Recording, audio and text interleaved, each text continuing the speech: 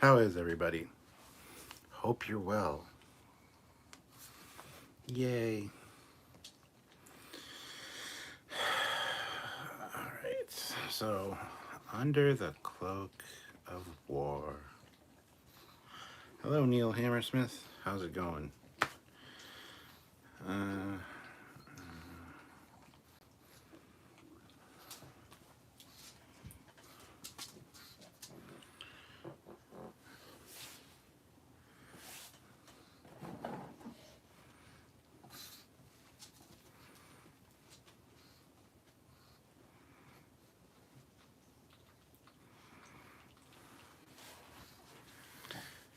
so, this was an episode that happened. Gotta say,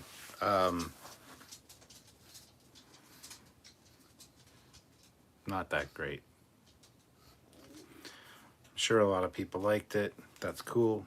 I really didn't get much enjoyment out of it at all. So, there you go. We've talked about the episode now. Let's go off the rails. I'm just kidding. We need at least another 60 minutes for that. Olivia is here, throws in $2. First super chat. Huggy needed. Well, it's for a $2 super chat. Really? Okay. There's Lola. There's Dot. And Precious. Precious. Precious. Hey. Yeah. There you go. Puggies. More exciting than the episode, that's for damn sure. All right, so probably pissed a lot of people off already. Hope your night is going well. It's going well, yeah. Real heavy episode. Murder on the Enterprise and a cover-up. Don Crisper said, I predicted that. I predicted he would not like it. Dun, dun, dun. It was good. It was good enough.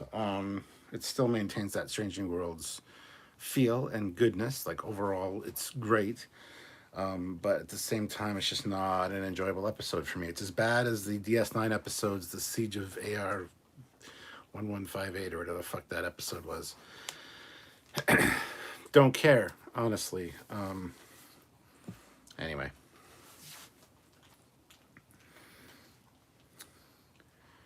Bit too much like a cynical Discovery episode. Yeah. Hello from Bosnia and Herzegovina. Sylvia and Captain. Yes. You got a ship to talk about? Yes, and there are videos coming out. Don't worry, we got that stuff covered.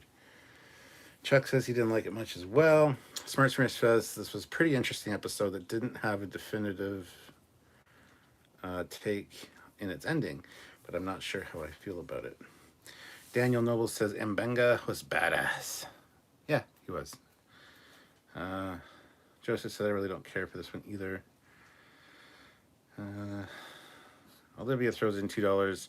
Nice Voyager era looking ship in this episode. It's funny you should say that because Samuel said the exact same thing. Are you Samuel in disguise, Olivia? Mark says I like that they are improving the Andorian makeup. Yeah, that special or Black Ops guy with the scar was pretty cool. Fleet Paw, but what did Sam think? He thought it was good. He enjoyed it. Not as much as last episode, obviously, but hey. And who did Fleet Paw? I mean, Joe must have taken over Fleet Paw's account. Oh no. Pumpkin Spice. That episode looked like it's meant to air before the other one, with Mbenga and Chapel going Bane from Batman. Yeah. Protocol 12, the juice they take, which is just basically adrenaline and pain inhibitors. Interesting. At least we got the name for it. But yeah, we did see it earlier on. Did he actually murder the Klingon and then Chapel and later Pike covered it up? I wasn't sure how to take the ending, Cap. Yes, he did murder the guy. He didn't murder Chapel, though. And Pike didn't cover it up. Or you mean Chapel and Pike covered it up? No, Chapel, I think, didn't tell all the truth. But Pike didn't cover it up. He went and asked him, if there's anything that happened, let me know. We can talk about it. And Mbenga's like, no, I didn't start the fight. It was self-defense. So Daniel says this episode is worth it just for Quark's Human speech. Okay. Smart Smears, I think it tipped a bit too much into the my war fighting pays for your freedoms talk. That's cringe, both in real life in 2023 and in the context of Star Trek universe. Yeah. Ozzy, next week's episode, hashtag Trekyards sing Ion. Yes. CC, why is there no mental health care in the future? Eventually will be once you get counselors on board. Just saying. Mark, it seemed like they wrote this episode before they wrote the premiere. I mean, maybe. BJ throws in $1. Thank you so much. Much appreciated. Verpine feels like they are building up Mbenga all season to make this episode feel believable. It does kind of feel like that a little bit, doesn't it? BJ says hot dog money early tonight. Thank you, BJ. I don't think I need hot dog money, but I need to shave my beard, though. I think it's too long. It's too long. Yeah. Let me know if I should shave this. Not off, but like shorter, because I don't know. The lack of mental health care in this episode shows why they had to start putting counselors on the bridge. I like it overall. McNavia. Hello, Trekyards. Enjoying your reviews. Keep up the great work. Thank you very much. We appreciate hearing that. We definitely will endeavor to do so. We've been doing this for 9 years now, so I don't think we're going anywhere anytime soon. Sir Dork, was this episode just that meh? Or was it the last one that was so good? A little bit of both. This one was a little too dark for me and a little bit too like war. Yay! I mean, boo. It's bad. This one was made for the veterans, and unfortunately, I am not a veteran. I was kind of told today that I didn't understand it because I was never in a war, and I couldn't figure out that war is bad and it causes PTSD essentially, and I thought that was rather silly, because yes, we get it. He was definitely suffering from PTSD. Looked like he was having a heart attack. That was a panic attack. That's an anxiety thing. Absolutely. Yes, I'm sure it's different for people that have been in that situation, and they might appreciate this a lot more. I just think ground combat in Star Trek is silly to the point of being ridiculous. Like even that DS9 episode, The Siege of AR 15853565482348580. I don't know what the fuck. Whatever the episode is, I hate it. Just set your goddamn phaser rifle on wide beam and annihilate all the Klingons that are charging your position. And ooh, our power pack ran out. Oh, that's convenient. It's just silly. This was the MASH episode of Star Trek. I definitely got some MASH vibes from it, with the kid that had his heart massaged and then actually went back to do fighting. Like the exact same things happened in MASH, and yes, those are based on real stories. So anyway, I dare you to braid it.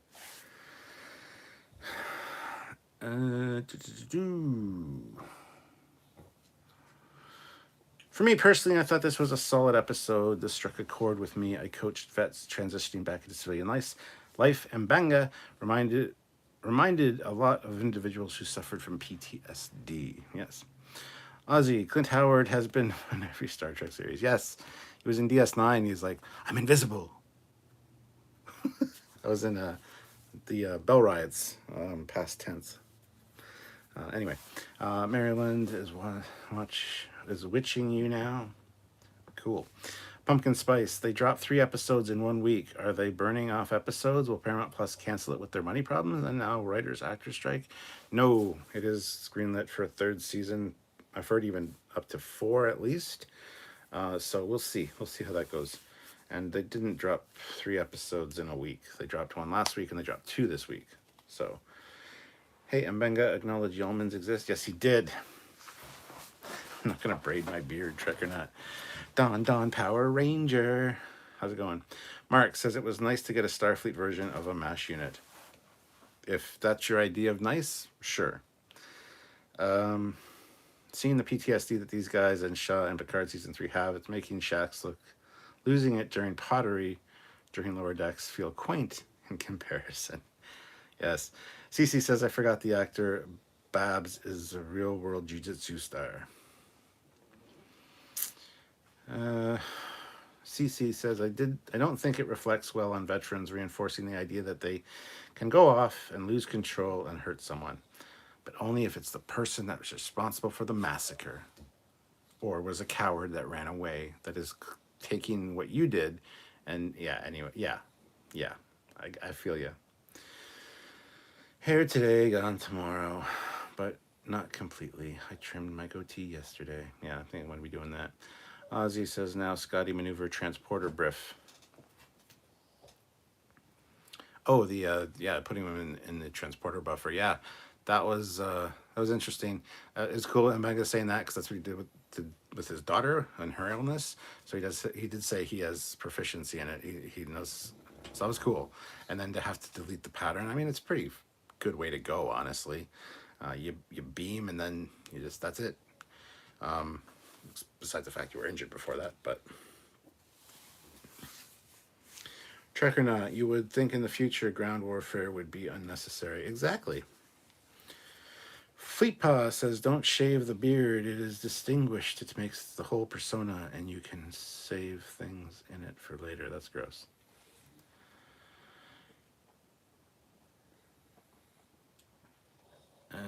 Pumpkin Spice. The Mbenga actor seems to have a permanent sore throat or has been smoking heavily since he was 10. Gastro 1980. Tent City was totally MASH, even the dock in the bath. Yeah. William Powell, I got more China Beach vibes from this episode. Well, same kind of thing, yeah. But I definitely had more of MASH vibes from it personally. So, McNavia, this was a fun but emotional episode to shoot. It was fun to shoot? Do you work on the production? And if so, why was this fun to shoot? I think the last one would have been fun. This one just seemed dire. Verpine, realistic ground warfare is the Star Trek universe. In the Star Trek universe would be truly horrifying. I love how they say, did we just get hit? Yeah, you get used to it. You know, we have sensor blocks on, but eventually they'll find us. It's like, oh, well, great. This feels like a classic Section 31 plot. Put Dakra on the same ship as Mbanga and then force them to have dinner together. Someone intended him to finish the job, maybe. It's interesting. Eric Martin throws in $10. Thank you so much, Eric. Good to see you. Mbenga can help you at the hospital or put you in the hospital. Yes. He'll never go to work. He just knocks somebody on their ass and then treat them. So, I mean, he's always going to, it's a self-perpetuating job. BJ says, it was MASH in many Hollywood war movies as a Star Trek episode. It was pretty good at making Disco's dumb Klingon war better. Well acted. Yes. Trek or not, Mbenga gave me some Jackal and Hyde vibes at times, especially with the mention of overuse of the serum thing. Neil Hammersmith, I think this gives O'Brien's arc and the Wounded a little more depth, but that was so much better. Yes, that was better done. Terrence Childs are trying to act like Rambo. Mark says, the look on the general's face when he realized his secret was out. Joseph says, wow, we actually have Lieutenant Ortigas in here. Hi.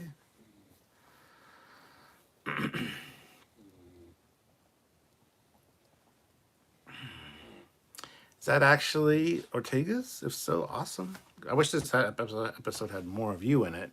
I thought this was going to be a more Ortigas-focused episode, but thank you for joining us if that is the case. Good to see you. Pumpkin Spice, the whole Vietnam veteran struggling started with O'Brien his former captain, and the Cardassians in TNG. Eric Martin, typical headquarters HR directive, put your traumatized crew in front of a Klingon. Better stick to making recruitment posters, lol. Wow. Judge 1971, I shaved my Amish beard completely off. Oh no. Sir Dork, I initially thought Mbanga would get demoted, but now I'm thinking his PTSD and what happened with the Klingon is going to have him want to step down as CMO. Yeah, I thought this was going to be the reason he was off the ship for a while. He did come back in TOS for a little bit, but I thought this was kind of the catalyst for that, and it could very well be. I thought it was going to be more of a problem at the end of the episode, though. So, Big Kinga rocking the beard. McNavia, I hope you all enjoyed the episode. Keep up the great work. Thank you. Live long and prosper to you too. Terrence Childs, I wonder if they used belt-fed machine guns like we used to use 100 years ago. Seems like it. I don't like the ground war stuff in Star Trek. It just doesn't make any goddamn sense. But hey, Pumpkin Spice. Robert Picardo from Voyager was on China Beach. Yes, he was. Shea Locomotive Productions says, nice episode. Okay. BJ says PTSD is a real issue with war vets. Had a neighbor who served in Vietnam and would run and hide, hid under their porch every time a helicopter flew over. He knew he looked silly, but his body overrode his mind. Yeah, absolutely. I know PTSD is real.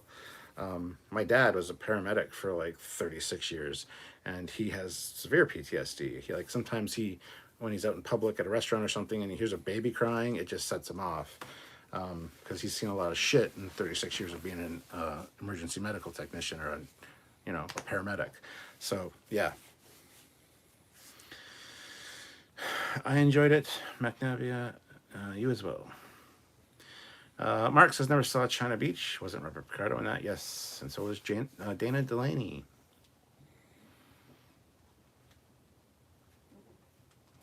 William Powell, was that really Ortigas? Possibly. I mean, when we started covering Discovery, we had Mary Shifo, Laurel. She would watch our episodes, our breakdowns, and our speculation videos, and so did Stamets. Why can't I think of his name now? Oh my god. Anyway, yes, they would watch, and they love the speculation videos and stuff. So yes, they do watch occasionally.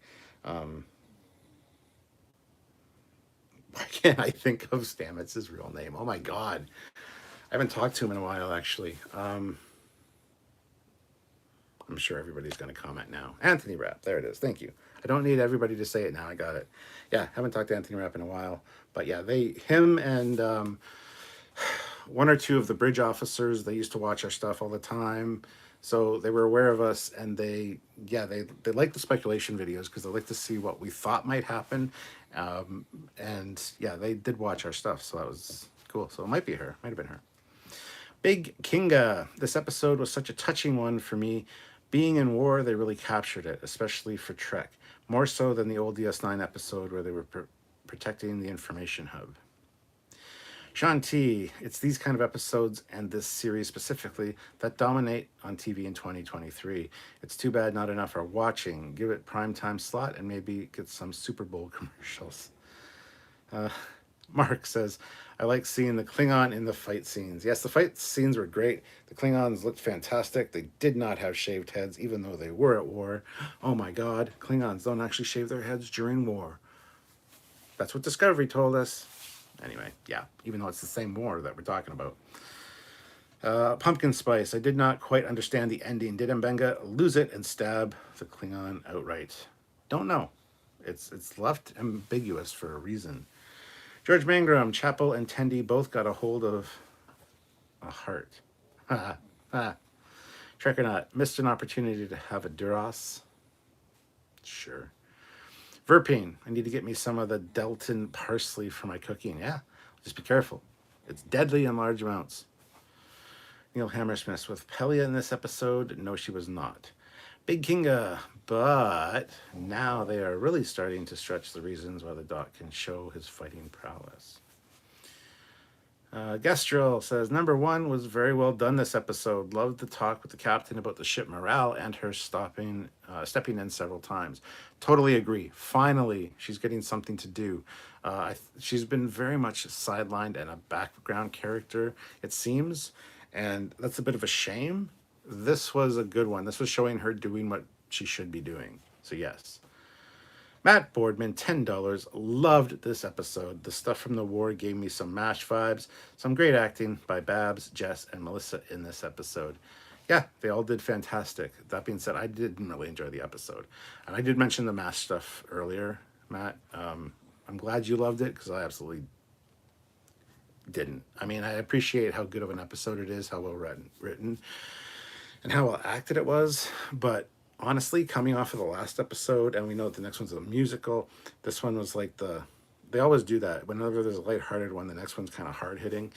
It just doesn't do it for me.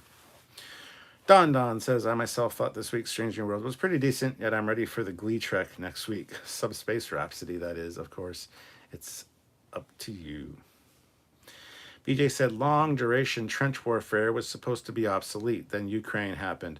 Starfleet was as ill prepared and surprised by the Klingon War as the NATO was for Ukraine. Modern battlefield medicine and prosthetics is a bit like Star Trek. In Ukraine, you have soldiers with artificial limbs returning to combat, a bit like in this episode. Cool. Mr. T says, I love this episode dealing with PTSD and loyalty to a friend. Really drew me in. Cool. Glad you liked it. CC, the fighting looked a lot like the future battle scenes from Terminator. Yeah, it did. Absolutely. Jordy says, if I'm not mistaken, this episode represents the first time the 4 Years' War has ever been shown in canon. Jordy, this is not the 4-year war. This was the 6-month Klingon war that happened at the season 1 or season 2 of Discovery. This was not the 4-year war. Sorry. Mark says, and the captain even gave him his room key once. Yeah, they did give Anthony my room key. Nobody's going to forget that, are they? Pumpkin Spice. Mbenga was the Terminator, deleting that guy from the transporter. BJ said, I like the Klingons, looked like Klingons in Strange New Worlds. George Mangrum says, bring back the speculation videos, please. We would if we got Next Time On. I never see the Next Time On when I watch it on Crave, so I can't really. I don't know what's coming. If I do see a trailer for the next one, it's usually online. We could start doing that. We'll have to see. They never really did very well, so we'll see. We'll see. Matt Boardman, so awesome to get to see Clint get a good Star Trek role where he wasn't completely silly too. Yeah, that's actually a serious role. Fleetpaw said, I saw him, Matt Boardman, and was like, Balak, crazy dude from DS9. Yeah, he's also in Orion in Discovery as well. So yeah. Pumpkin Spice says, since this is the TOS era Trek, why not any TOS Klingons? Good question. They definitely need to do that. BJ says, yes, number one was acting as number one, the XO. Hope they handle her better going forward. Let's see. Fleetpaw, sorry, misread. Okay. Matt Boardman, that's one of the great things about Trek. It offers us a variety of types of stories that resonate differently with us all. Absolutely, Matt. I get that. Not saying I didn't enjoy it. It was all right. It's not one I'm ever going to probably rewatch. I mean, I will rewatch it on a complete rewatch of the series, but it's not one I'm going to seek out for entertainment value. For me, it just wasn't there. It was just too dire, and yeah, it's not what I want when I watch Star Trek. Pumpkin Spice, the chick that plays La'an, said episode 10 is the best of the season because it features her. Well, it looks like a Gorn episode, the last one for sure, so. McNavia, yes, last episode was the most fun with Tawny Newsome and Jack Quaid this season. The whole cast had a ball with the episode. Yeah, that looks like fun. The behind the scenes pictures were great. I got to see the little behind the scenes vignette thing that they did. Looks like you guys had a lot of fun. And having Jonathan Frakes there as well must have been awesome. So Jamie says, great episode. They said they're going to take big swings, and they have done that. Yeah.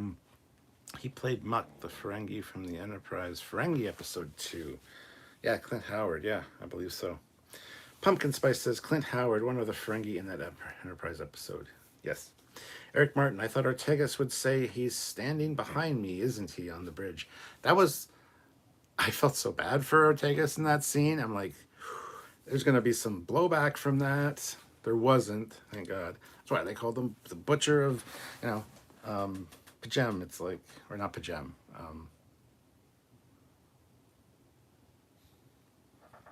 J something. Anyway, and they walk on. It's like, Captain on the bridge. Yeah, I felt bad for Ortigas in that scene. But at least there were no real ramifications from that. But I mean, she got a dirty look from number 1 and Pike when he walked by her. So, yeah. Yeah. Anyway. All right. Let's see. Neil Hammersmith. Good to see number 1's arc this episode, not taking number 2. Yes. She was much better in this episode for sure. Lucky Cantrell 13. I thought it was going to be a musical. That's the next episode, episode 9. Pumpkin Spice. This episode was meant to air as a 2-parter with the other one. Really? Fleet Paw said next episode. Yes, Jigal. There it is. There you go. Jamie said Pike did give her the disapproving dad look on the bridge. Oh, that was yeah. It was absolutely I'm disappointed in you look from your dad. I just, yeah. It would have totally been in character for Ortigas to say, he's behind me, isn't he? But at the same time, there's a professionalism that she wouldn't have said that at the same time. But with Ortigas, there's the professionalism, but also the fun. And yeah, we need an Ortigas eccentric episode. Honestly, going into this one, both Sam and I thought that that was going to be this episode. Like, she was going to have a bigger part to play because she is a war hero. But didn't quite get that, unfortunately. So,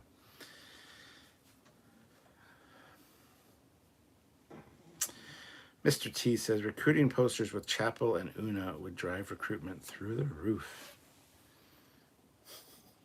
Sure. No, I think the guy that played the Klingon Ra, he did a very good job, and he seemed like a good guy that just actually did want to change, or he had changed. He wanted to do better. He wanted to. Well, if I said pieces in the destination, it's a journey. Like, that was really well done. I think. I wish he wouldn't have got killed, honestly. The fact that he took on the butcher of Jigal, that moniker, and then is using that to, like, as leverage for these peace negotiations and stuff, was an interesting take. Like, I did not expect Mbenga to be the guy that did that, but it's interesting the way it played out, and I don't know. I think he did a good job as the Klingon. I liked the guy. I really did. I just, it's left very weird at the end as to what actually happens. So anyway, Mark says I was hoping for more Ortigas. Yes, absolutely. Fleet Paw said I've been getting the disapproving dad look a lot lately, but I work with mine, so yeah. There you go. I should give you a one, Fleet Paw, for your moderation duties. Speaking of, there's 80 people here and only 39 likes. If you haven't hit like yet, please do so. Hit that like button. Let's try to get those likes up to at least 50. That should be no problem with 80 people here. If you want a super chat, I'd really appreciate that as well. I even have alcohol in the other room if you want to do the $20 super chat shots. I need to shave this. This is bothering me. So it's weird long, and in this lighting, it just looks funny. I don't like it. I'm not going to shave it all off, though. I'm just going to make it shorter. Anyway. So, yeah. Please hit that like button. 48. Oh, we're almost at 50. Everybody hit like if you haven't. That's an order from your captain. All right. BJ says, on this episode, not being your cup of tea, I understand that. There has been a militarization of Star Trek since The Wrath of Khan, but I think it's a bit overdone and in Disco, not well done. Yeah, I mean, there was even a huge militarization of it in DS9 with the Dominion War. And like I said, that ground assault battle, the Siege of AR-115 or whatever the episode was called, not my favorite episode of DS9. Not that it's bad, it's just it's like this one. It's very dire. It's very dour. It's very depressing, and I don't think ground warfare in the Star Trek universe would work quite that way. But whatever, it is what it is. They're telling a story, and the writers are using context from real stories in real life. So, as I said earlier, this was like the MASH episode of Star Trek. It got very MASH vibes from a lot of what was going on, and a lot of the dialogue even. So, and one of the serious MASH episodes. Like, MASH was all over the place. Some episodes were completely wonky and silly. Some were super serious. Others had a nice mix of both. This one definitely felt like a MASH episode. And I know a lot of people have been saying China Beach. I used to watch China Beach as well. It definitely had some of those vibes. But I think, for me, it personally felt more MASH-like. So, anyway. DS9 did Star Trek and War well, but like the Dominion Crowley on Shakespeare plays from Strange Omens, I like the funny ones. What I remember the best from DS9 was the witty dialogue. Hypno Amber says, hi everyone, I was distracted by fabric. Oh no, good to see you, Hypno Amber. CC, Pike's hopeful optimism, the heart of Star Trek, keeps being portrayed as naive. Example, getting lectured by Kirk, and Banga saying some things are unforgivable, cynical. Yes, and you still have the... He also goes on to say you still have the... I don't know exactly what he said now. You have the luxury of thinking that, things aren't as bad. Mark says he was a lot like a Cardassian from Duet. Yeah. Fleet Paw said Andorian makeup looked good. It's getting to be more TOS-y and enterprisey. The only thing lacking are the movable antenna. I don't have a problem with the antenna not moving. They didn't in TOS. So, Hypno Amber, yeah, that end felt weird. Like maybe we aren't supposed to know what exactly happened. I think that's the point. You're not supposed to quite. You're supposed to wonder: was it an attack? Was he actually self-defense? What was going on there? I mean, Chapel knows. So, Earth says, growing a Santa Foley beard, are you? No, not. CC, Mbanga could certainly disable a person in a non-fatal way. Pike, so why did you stab him one time in the heart? I slipped and fell, like the Benny Hill skit. I was cleaning my nails with a butter knife, and she ran onto it 47 times, backwards. Yeah. Terrence Child says, I never hesitate to hit the like button. It's the first thing I do, as it should be. I try to be entertaining, and I'm not in my usual background. I don't have my L-Cars display behind me and stuff right now.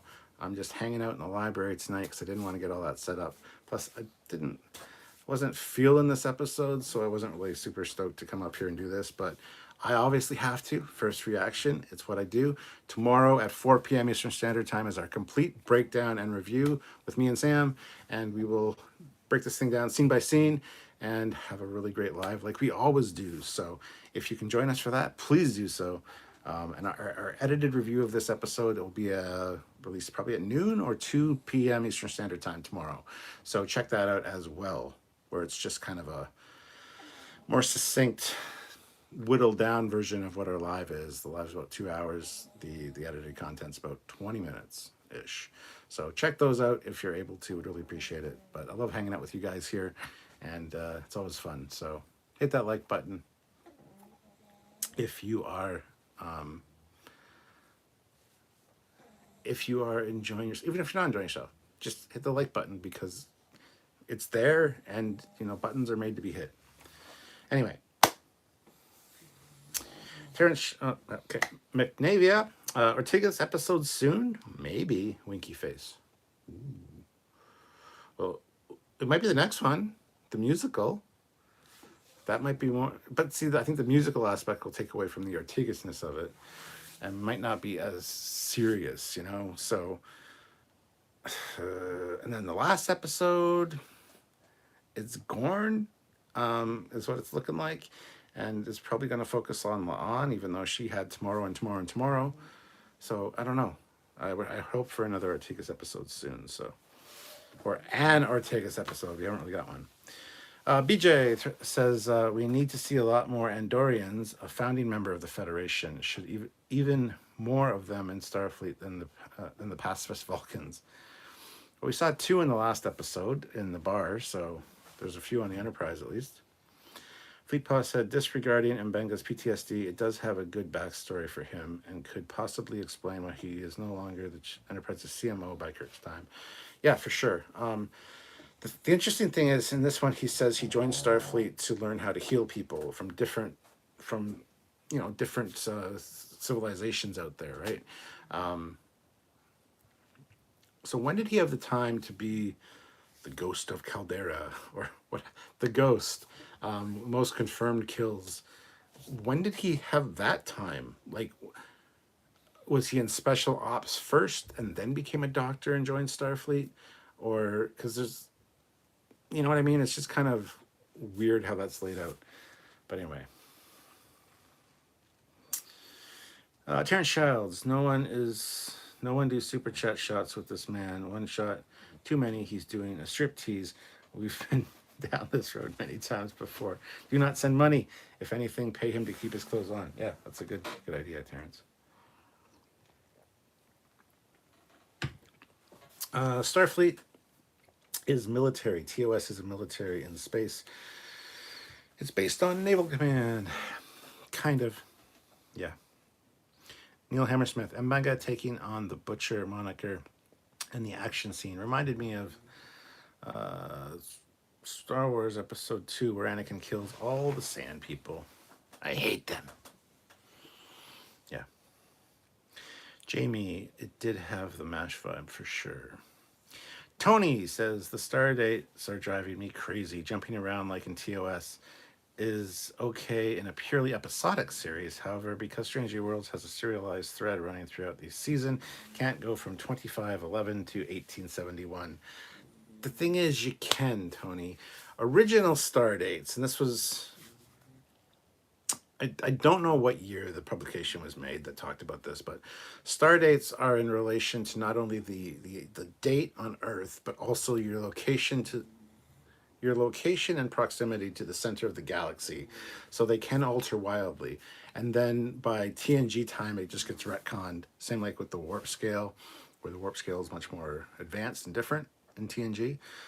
So apparently the TOS style star dates are also tell where your location is in anyway. I'd have to find the publication that it's in. It's in one of these books behind me here, or in front of me. But yeah, star dates have always been a weird one. Terrence Childs, the Federation needs to have belt-fed machine guns. That battle wouldn't have turned out so bad. Pumpkin Spice, also after first Borg attack or even after a Romulan comeback. Okay. McNavia, well, have to go. Hopefully I will have time to check back soon. I hope so as well. See you later. Mr. T, I was impressed at how the Klingons seemed genuine but slightly off. Or how the Klingons seemed genuine but slightly off. He's a fine actor. BJ says MASH had a lot of humor even in darker episodes, yet like TNG, they would often balance a heavy A plot with a lighter B and C plot. This episode lacked that MASH TNG B and C B and C plots. Yes, I would agree. Ozzy, Clint name is Bob in this episode. You call him Bob. Okay. Hypno Amber, it seemed very unlike Pike to make his war vets go to that dinner. I understand they needed to drama for story, but they could have done that differently. Yeah, well, there's a line of dialogue that explains it. There was a whole hubbub when the ambassador was leaving another place. So from on high in Starfleet, they said, we want people that were in the war to interact with him to kind of negate that. So I get it. He was kind of between a rock and a hard place as well as a captain. But yeah, I kind of agree with you. Fleet Paw says, no, Ozzy, he's called Buck, not Bob. There you go. Neil Hammersmith, I think in the TNG episode Suddenly Human, the Tellurian conflict involved with ground warfare. That's fine. It's not the Federation fighting the Klingons. It's the Suddenly Human people fighting, and they're not as advanced, and it's a different... So, yeah. Sean T says, so the ambassador presumably brought the knife on board. No. The knife was in Mbanga's locker thing. It was in his kit. He took it off the dead Andorian, who took it off of a Klingon warrior. So the Andorian guy got killed. It was on his belt. Mbanga took it and then went and slaughtered a bunch of other warriors with it. So anyway, yeah, it is not... The ambassador didn't bring it on board. Unless he did, because Mbanga left it in the box, and then if you watch the scuffle, it's like he doesn't go back to the box to get it, so there must have been another knife somewhere. And Mbanga probably didn't have that knife. It was probably on the ambassador. So yeah, maybe, if that's what you're getting at. Yeah, I never really considered that, but you're right. Because I wondered how the knife played into it, considering Mbanga left it in the box. So, good point. Thank you for bringing that up. Fleetpaw said, oh, what about my moderation duties? Why are you giving me the disapproving dad look for that? Just because I feel like you need it. Mark says, first time I saw the new ship, I was like, what the fuck is that? But after looking at it again, it's okay. Pumpkin Spice, Mbanga had the Klingon knife on him. Matt Boardman, I really hope we get an Ortigas episode soon. Love the character and would really like to see her the focus of one. Yes, she's a fantastic character. Fleetpaw shared my battle damaged Enterprise refit from Diamond Select video on the Captain Foley personal channel. Thank you so much for that. Fleetpaw, that's awesome. Captain J.T. Kirk, there is no way that this isn't an alternate timeline. There you go. Lucky Cantrell, a Klingon-themed musical about a murder in the Enterprise would be pretty entertaining. With Klingon opera, yeah. Mark said, it kind of seems like they're setting up Mbanga's departure, making room for Piper.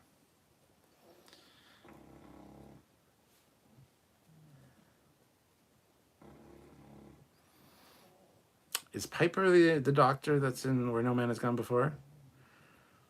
Because Dr. Boyce is the one from The Cage, but that was 5 years ago. So Mbanga replaced Boyce. I think Dr. Piper is the one from Where No Man Has Gone Before. Anyway, yes. Tyrone Lease. All of the Strange New Worlds episodes have been great. Great writing. Yeah.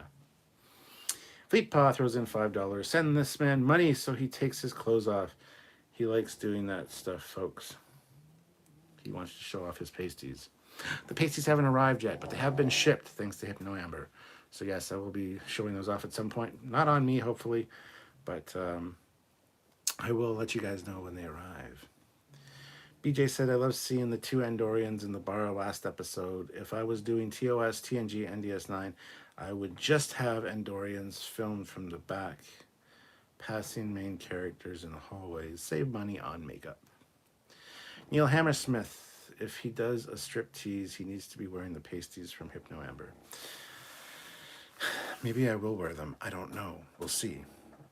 I mean, the Admiral will be wearing them at some point, but I don't think you guys are going to see that. So, anyway. Pumpkin Spice. Q will be messing with the crew, making them sing. he will be a background ensign causing it. I don't think so. I think it's a shockwave or something from a ship that they run into. That's how they communicate, perhaps in song. I don't know. We'll see how it goes. Tyrone Lease, for your information, some Navy SEALs are doctors. Cool. So you're saying Mbunga was a special ops who was a doctor and was like an assassin machine, and then decided he didn't like doing that, so he focused more on the healing aspect. Okay, I'll buy that, but I'm just thinking timeline-wise when he had the time to do all this, and what war was it in? Because the Klingon War was only 6 months, and he already had that reputation, as we saw in this episode, when the war was on. And for a 6-month-long war, I don't think it was at the beginning, and then he changed his mind, and then, I don't know, it just doesn't quite fit for. So, Pumpkin Spice, all of New Trek is alternate universe timeline. Sean T says, I missed that, thanks. Kenneth Stewart says, no, it comes from the box. You say that, but he left it in the box, turned around, started talking, and then the camera, and they scuffled, and then went down. He didn't go back to the box to get the knife. He did not take it out of the box that we saw. So, I don't know. Was it in the box? Was it his knife? I mean, it was, because later when they did the DNA analysis, it had all of the blood on it. So,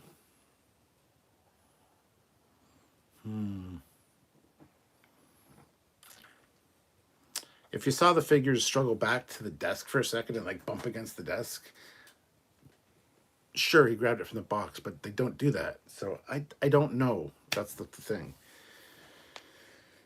Shea Locomotive Productions. Was that actually Melissa Navia Ortigas? That's awesome. If it was, Trekyards gets so lucky.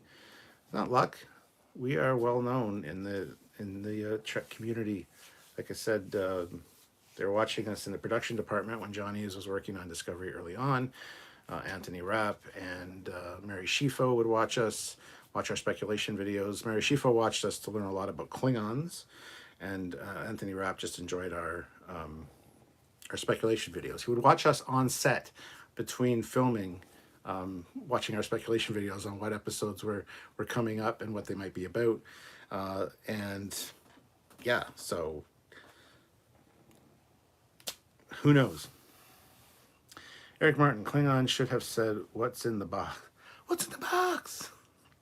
It's your wife's head. What? BJ said the Federation needs Mandalorians or Martian Marines from the Expanse. Mandos could have cleared the planet of Klingons in 5 minutes, unless the Klingons had big birds, of course.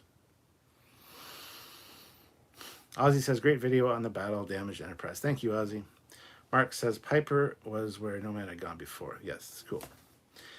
I feel that Dr. Piper might have just been a temporary replacement, though, because they hadn't got picked up McCoy yet, because it was only for 1 episode. So,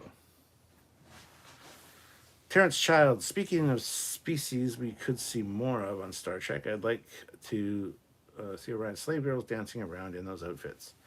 You get those in Enterprise, and they're not actually slave. Well, they're called slave girls, but they're not actually slave girls. They're actually in charge, and they use their pheromones to control the males. The males are, in fact, the slaves. So they are in Enterprise.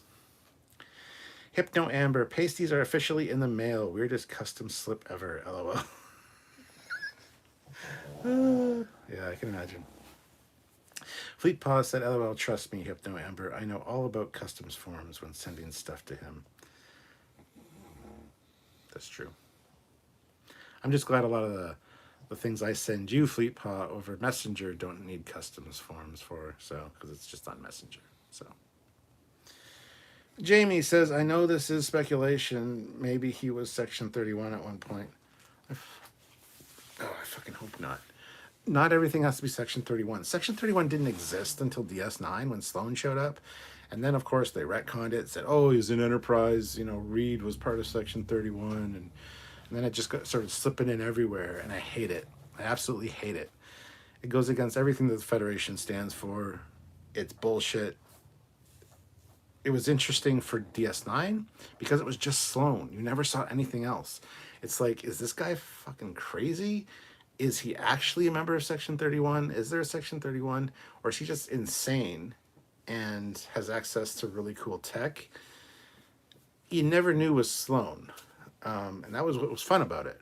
But now that everybody's Section 31 and everybody knows about Section 31, and Section 31 are walking around showing off their black badges, like, oh, I got a black badge. You can't see it though. It's like, yeah, it's just stupid at this point. Joseph Barbado. So anyone hear about this new jalapeno McMuffin McDonald's is coming out with? I'm jealous we never got the chicken Big Mac here in the States. Chicken Big Mac was pretty good. I still prefer a real Big Mac, and no, I haven't heard about this McMuffin. Sounds good though. Hypno Amber, now that we are talking about it, I do think that the ambassador grabbed the knife because Mbanga wasn't going to do as asked. Yeah, you'd think too, but again, the box was on the desk. Mbanga didn't pick it up. He turned around, and then the cameras from outside the room, where you see the two silhouettes, and they scuffle, scuffle, scuffle, fall. They don't scuffle, scuffle, go to the desk for a second, and like, where somebody could have picked it up. It's left very ambiguous. Pumpkin Spice. McPatty Melt from the 90s was kick-ass. Here we go. Talking about food. What time is it? Yeah, 51 minutes. Yeah, that's about right. About 9 minutes off from where we go off the rails and start talking about food. Thanks, guys.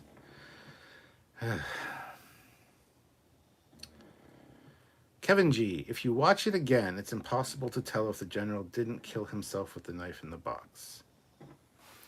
Well, I did watch it again. I watched it 3 times, and the general killing himself, would he, considering what was being said? It is left very weird. So, Terrence Shadows, why don't the Federation just transport the Klingons into the vacuum of space? That's awful. Daniel's Hot Topics is here. There was a new Trek episode tonight. Yes, it's Thursday. Of course there was.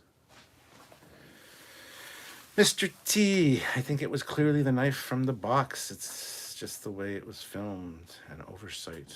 Sure. I mean, it was the knife from the box, because at the end of the episode, you got the analysis of it on the screen behind Pike, where it's like, it's showing the DNA of all the different Klingons that were killed on it. So, yes. Captain J.T. Kirk, McDonald's Mighty Wings from the 90s were damn good as well. I don't remember Mighty Wings. Those must have been American. Mark says Discovery ruined Section 31. So did Enterprise, to be fair. Just Reed being... There was like 2 episodes with Section 31. Reed being in Section 31 was just fucking stupid too. But hey. BJ said, I wish Doug Jones had been an Andorian in Disco as opposed to some cowardly alien from an alien race eaten by another race, because that makes so much sense. Hammer was a great character. Wow. Tell us how you really feel. Fleet Paw said, why did Mbanga, sorry, I say it wrong, learn to be the killer Black Ops dude? Starfleet possibly had several conflicts between when Mbenga was born in 2223 and 2259. When Stranger Worlds takes place, he could have been a young officer tapped to do those Black Ops missions or whatever between 2240s and early 2250s. Sure. Pumpkin Spice. Section 31 goes back to the city on the edge of forever, as it was 1931. LOL. Daniel's Hot Topic says maybe Section 31 came back through time from a future point in time, and they came to this new timeline for some odd reason. Sure. Yeah, I'm totally on board with it being an alternate timeline thing, for sure. Joseph Barbado, I was trying to derail us with the food talk. It's about the hour mark. Thank you. Please don't do that deliberately. Let it just happen naturally. Let it just flow as it was meant to.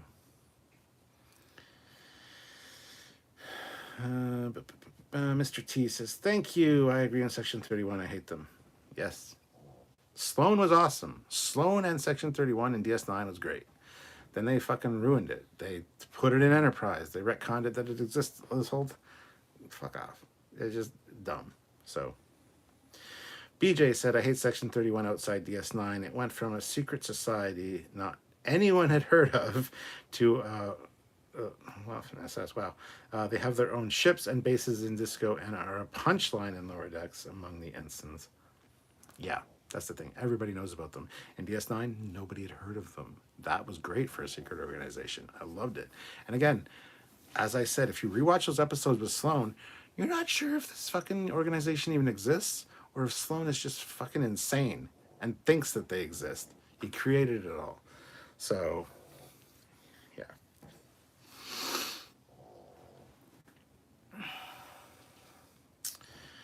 Daniel's Hot Topics. I hope we see Section 31 soon. Heck, merge them with temporal investigations and say they are the same organization. No, don't do that. And I don't hope we see Section 31 soon, no. Shea Locomotive Productions. Anyone remember the McDLT or McPizza? I remember both of those. Geek in Review. They've done Measure of a Man, Star Trek 4, plus more. This week was the Siege of AR 558. 558, that's the number I was looking for. Thank you. Yes. That's another episode I hate, the Siege of AR 558. I can't stand that episode. So yeah, this one definitely feels like that. Daniel misses the McPizza. Right? I never ordered that though. When I go to McDonald's, I'm not going to order fucking pizza. So I never ordered it. When I go to McDonald's, I want specifically McDonald's things. So I can see why it didn't survive. You know, if you go to McDonald's, any McDonald's, you go through the drive-thru. Oh, you don't have to go through drive-thru. You just order. You can order a birthday cake. It's like $30. It's a birthday cake. They have them. They come in like cardboard boxes. But McDonald's has birthday cakes. I just saw a YouTube video on it. The guy goes through the drive-thru, orders a birthday cake. The person's like, let me check with my manager. And then the manager comes out and says, yes, absolutely. McDonald's has birthday cakes. Eric Martin says, I'd super chat, but he's not drinking. So I haven't got a $20 super chat yet to drink. So it's kind of a cause and effect thing. Chicken and the egg. So anyway.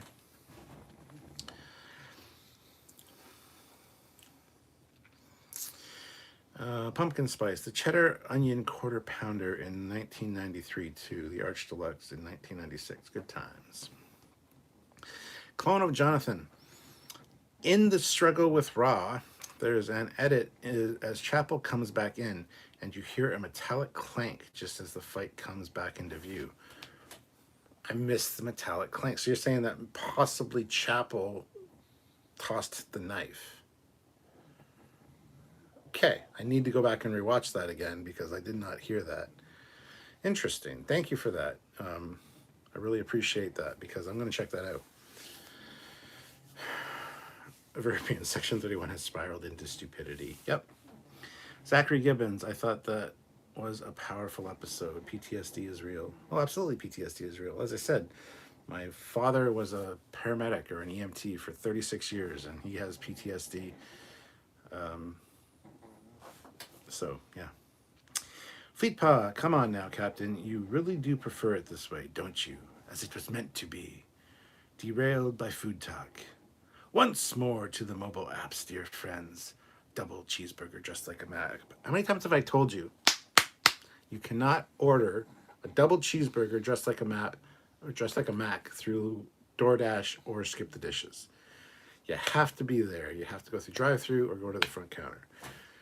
You can't do it through the apps, unfortunately. I don't know why, but anyway. BJ says, not looking forward to Section 31 show. I liked Michelle Yeoh, but I don't watch Star Trek for the evil CIA villains so common in Hollywood films, like the latest Indiana Jones film. Haven't seen it yet. Yeah, that Section 31 show is not happening. Let's just unpack that for a second. Yeah, that's not happening. It would have happened by now if it was going to. Kevin G, the McLobster.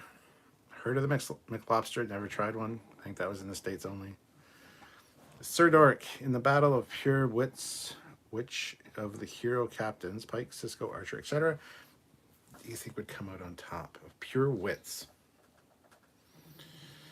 Ooh, Janeway. I think Janeway would outthink them all. No, oh, no, Michael Burnham. Michael Burnham, because it's Michael Burnham. Answered. Boom, baby. Joseph Barbato, I'm still hurt over the McDonald's snack wrap. Why? We have snack wraps here.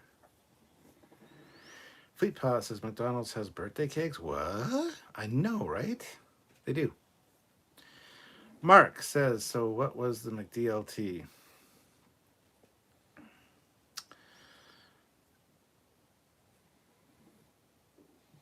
I'm trying to think what DLT stood for. There was one, I think it was the DLT.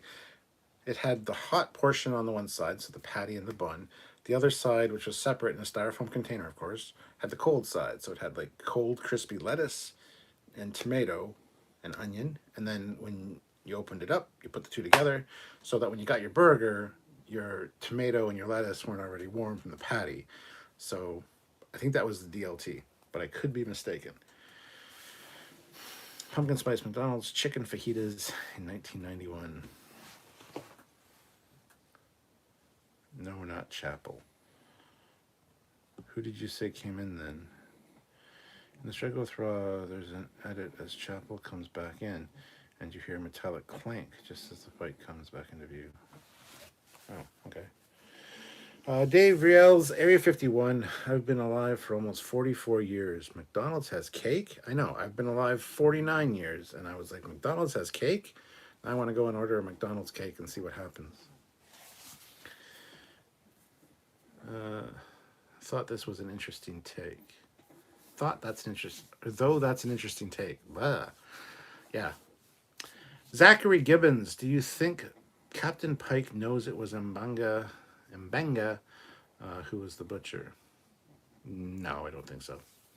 Shea Locomotive Productions and McDonald's in Florida still has the McPizza. Yeah, a few places here and there have different things. So, Jamie, this is the first I've heard of McDonald's cake. I know, right? I literally found this out 2 days ago. Couldn't wait to tell you guys. Captain J.T. Kirk. They stopped making the McDLT because they got rid of the styrofoam containers. That makes sense. But they have cardboard containers now. They could still do it. Eric Martin. Maybe I'll drive there with a double cheeseburger and listen to the dogs go nuts. I need a work break. Don't do that. If Sylvia's downstairs and just falling asleep, the last thing I need is the dogs to go nuts. But you do need to come over at some point. I would like to hang out with you, sit in the back deck, have like a beer. I don't drink beer, I know. But I'll have a beer, all right, and then, we can have a campfire, wait till it gets dark and sit by the fire. Speaking of, I haven't done a fireside chat with the captain live this year. I also haven't gone for many walks, honestly. It's either been too cold at night or too humid or raining. So it's been a kind of a shit year for it. Plus, a lot of nights I just feel lazy and don't want to go for a walk. So, a lot of things. Pumpkin Spice found a bunch of free Big Mac cards in an envelope middle school while going to the restroom. That was awesome. No expiration date. Used them up until the 11th grade. Nice. Daniel's Hot Topics. What makes it worse is when Salty Trekker says her name. It sounded worse. I am scratching my ears out whenever he says that name. What name? When Salty Trekker said her name. Okay, Daniel, whose name are we talking about? Clone of Jonathan, I do applaud the episode for not having Romulan ale at the dinner. Yeah, but Romulan ale was mentioned. Clint Howard's character said, the duty rotation, I specifically requested you. It cost me a case of Romulan ale. So, Fleet Paw said, oof, that's a hot take, Daniel's Hot Topics. Terrence Childs, I'm going to Otakon tomorrow in Washington, D.C. I'm going to have the time of my life. Awesome. Well, have fun, Terrence. Wes Hurst says, what's he talking about? I thought Section 31 was turned into a Paramount movie. Yeah, no. Good luck with that. Joseph Barbato. Wait, you still have the snack wrap up there? Man, Canada gets all the good stuff. Yeah, we got McDonald's has a lot of different wraps. They have breakfast wraps, they have chicken wraps, and they are called snack wraps. So Hypno Amber, I remember the burger with the separate sides. So does the dog, apparently. Shea Locomotive Productions, yes, Cap, that was the DLT. I don't know what the DLT stands for, though. Like lettuce and tomato, but what does the D stand for? Divided? Because it was separated? The McDLT is what it was called. I remember that, but I don't know. Usually BLT, bacon, lettuce, tomato, like it means something. So what does DLT stand for? It's got me confused. Pumpkin Spice, McDLT was basically a Wendy's Dave's single, yeah. Terrence Childs, made to order food is better. Of course it is, Terrence. Shut the fuck up. You keep saying that. Yes, obviously, but sometimes fast food is what you want. Jesus Christ. Terrence, you're driving me nuts. James, or Captain J.T. Kirk, McDLT stood for McDonald's, lettuce, and tomato. Oh, okay. So just McDonald's, McD. Gotcha. Okay. Mark Lawrence, Burnham wouldn't be quick enough to win. She'd need a good cry first. Oh. Fleetpaw said, curious Daniel's Hot Topics. Must you capitalize every word in your sentences?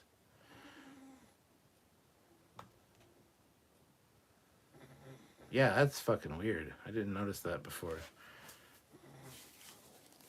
Anyway. Hypno Amber, I will forever miss the enchilada from Taco Bell. I think we still have enchiladas in Taco Bell here. Our Taco Bells are better, by the way. We got like fries supreme and stuff. Your fries are just like fries. We got fries supreme or cheese fries, or we got some really great stuff here at Taco Bell in Canada. Just saying.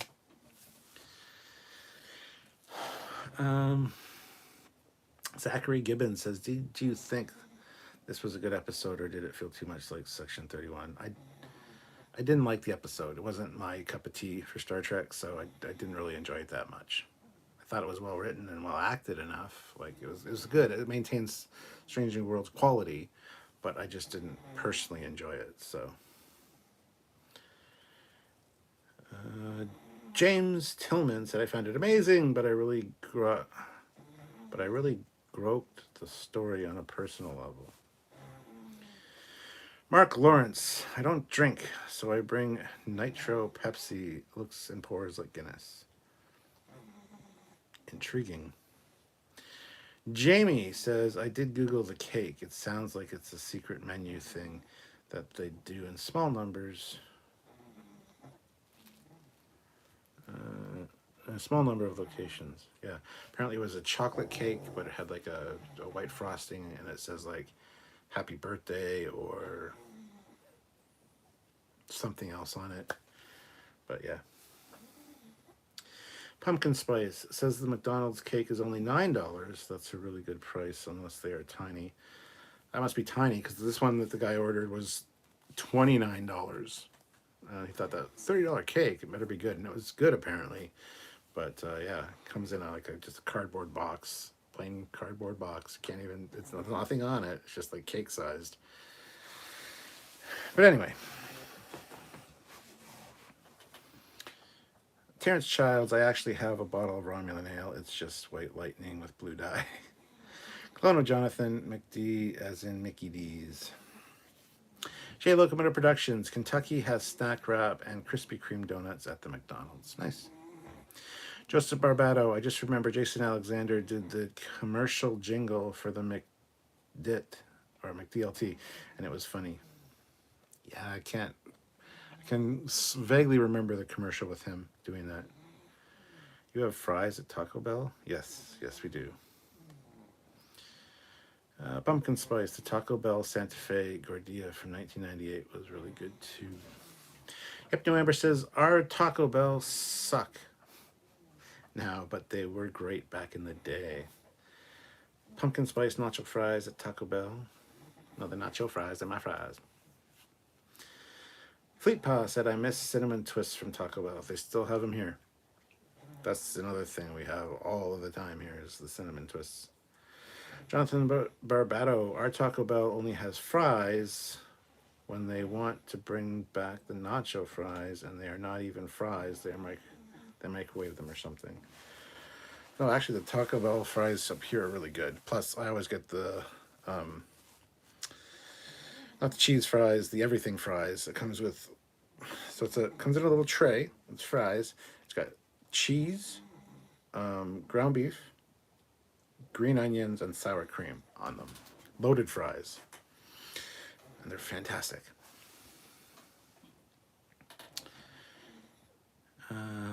Generation Productions, hail Trekyards, Captain. Thank you. Captain JT Kirk, Taco Bell has a chicken taco that tastes like McDonald's snack wrap. Nice. Generation Productions, hail the chat. All hail the chat. Oh. Neil Hammersmith, meat consumed as comfort food is technically an emotional support animal until we meet again. Thank you, Skeletor. Pumpkin Spice, Hardee's used to have like 12.99-cent burgers and chicken sandwiches until Carl's Jr. bought them. Damn. BJ said, I worked at McDonald's 25 years ago in the late 90s. I think I vaguely remember a few birthday cakes going out from where I flipped burgers and messed up special orders. Eric Martin says, Fleet Paw, I'm now craving Cinnabon. Thanks. Cinnabon is a totally different animal. Cinnabons are great too. But the cinnamon twists from Taco Bell, Eric, if you haven't had them, give them a try. They're really good. Neil Hammersmith, Doug Jones was the McDonald's Mac Tonight guy. Yes, he was. Who remembers Mac Tonight? The big half moon. He was playing a piano. That's Doug Jones, man. Shea Locomotive Productions in West Virginia was still West Virginia, Mountain Mama, take me home, country road. I can't read West Virginia without thinking that. Anyway, in West Virginia, we still have cinnamon twists at Taco Bell. Sean T. Food. My favorite was cocktail shrimp from Jack's. Where's the damn replicator when you need one, right? Hashtag let's invent the replicator. I don't know. Invent the replicator. I'd love to have a replicator right here so you guys could suggest food and I'd be just like, replicate it and taste it. That'd be awesome.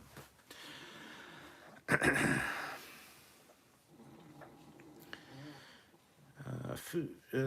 Yeah, Mark. Nacho fries at Taco Bell here are like the McRib at McDonald's. They have them, then don't, and so on. Yeah, the McRib, you guys, I love the McRib, but last time the McRib came around was more than a decade ago here in Canada. They don't do McRib here anymore. I don't know why, but I hate them for it because I see ads for it, or I see an ad online that the McRib's back or whatever, and it's like, fuck yeah, go to McDonald's. Not in Canada, it ain't. It's like, oh, you fucking bastards.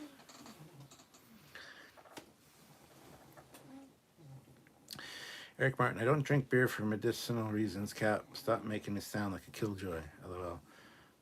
Medical reasons. What are your medical reasons?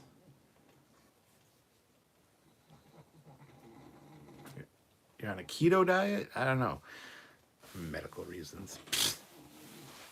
1 or 2 beers here and there is fine, regardless.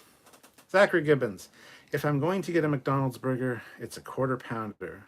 That I like with or without cheese. You get a double quarter pounder with cheese and bacon is an amazing burger. Mr. T, Captain, my wife felt the same way you do about the episode. Well made, well acted, but it didn't align with how she sees Trek. Yeah, thank you. Your wife is a smart lady, obviously, for marrying you. What can I say? Tell her I give her a thumbs up. Zachary Gibbons, did you try the new McDonald's Purple Shake for Mascot Day, Grimace birthday? No, I didn't, but I hated every fucking video I saw of them. Like everybody dying. Like, come on. It's high in sugar. Yeah, get over yourselves. Silliness. I didn't try it, though. I didn't get a chance to get out to McDonald's to do it. I kept thinking I was going to, and then never did. And I completely forgot about it when I was out. So, no, I didn't. Let's refrain from politics, pumpkin spice. You can resend without the political reference. I didn't see a political thing from Pumpkin Spice. Neil Hammersmith, I love dipping a junior bacon cheeseburger in Wendy's chili. Wendy's chili is just great. Wendy's chili is awesome. That does sound yummy. Captain J.T. Kirk, I miss White Castle here in my area. They all closed about 10 years ago or so. Well, there's no White Castle here either, so yeah, I miss I love White Castle.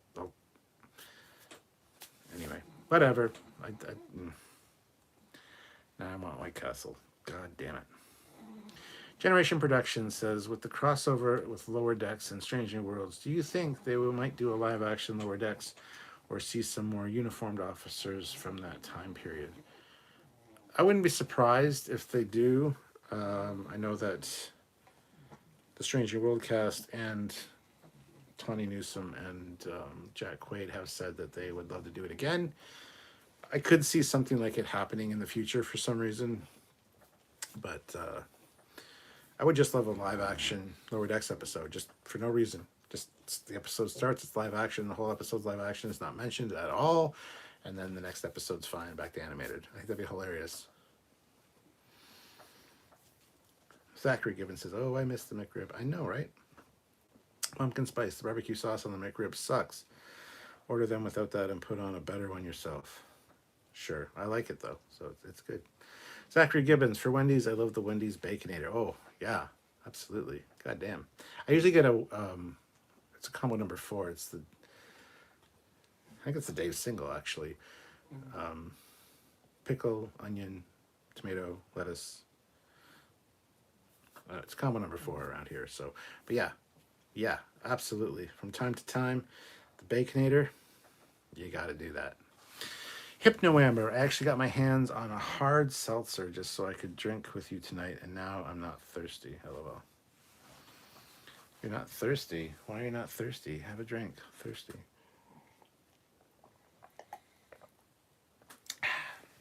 Save it for the next one. I haven't had a super chat that's over. I haven't had a $20 super chat. That being said, I didn't pin anything saying that I was doing $20 super chat shots tonight. On these late night lives, it's given. If I get a $20 super chat or over, I will have a shot. But regardless, I didn't bring the alcohol in here. If I do get one, I'll have to go to the other room, which takes me a minute. It's fine. But anyway. Grant McGregor throws in $10. Just finished the episode. Knowing new Star Trek trying to be dark soured the episode a little. But if they didn't exist, it would be a top episode for me. I like this episode more than the crossover. Oof. More than the crossover. My dude, Grant, look, I love you, man. I really, really do. But I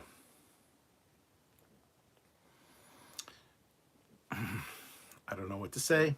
I don't know what to say. Just sit here and shake my head. Teach their own. That's cool. The last episode was so much better. Anyway. Mark says the local McDonald's has a sandwich called the McWarrior, the school mascot. It's a chicken and burger on a sandwich. Wow. Fleet Paw says, I hate having to drive 2 hours for Waffle House. I wish they were here. This year when we went down to Wonderfest and when we came back from Wonderfest, stopped at a Waffle House. I love the Waffle House. Good shit. Ervik Sonder, LOL, he's going on a mission to White Castle, like in the movie. I should. Neil Hammersmith, Lower Decks could pull off live action since the voice actors look like their counterparts. Yep. Stephen W. Fathry, rewinding back to beginning, but just gotta say, I am looking forward to Mbenga singing about stabbing next week.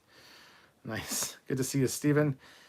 And welcome back, Stephen, because if you're going back to watch this and coming back, then thank you for sticking around through all the food talk, because at the hour mark, we always go off the rails, so for some reason. So, Shea Locomotor Productions. I used to eat a double quarter pounder with a large fry and a drink for lunch at work every day and lost weight. But then again, I was working in a minus 20 degree Fahrenheit freezer. I don't know how cold that is because it's not in real temperature. So minus 20 is pretty fucking cold in Celsius. So there's that.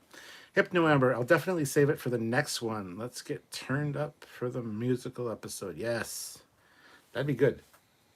The musical episode should be a drinking live for sure. Eric Martin, $20. Quit the belly aching and drink. Okay, I'll be right back. Thank you, Eric Martin. I will go get my alcohol. Stay there.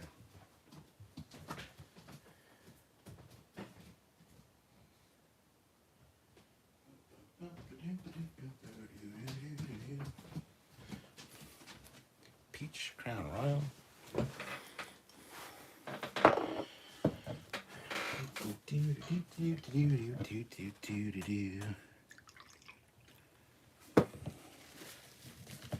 And yes, in case anybody wants to know what I'm drinking, it's the Peach Crown Royal.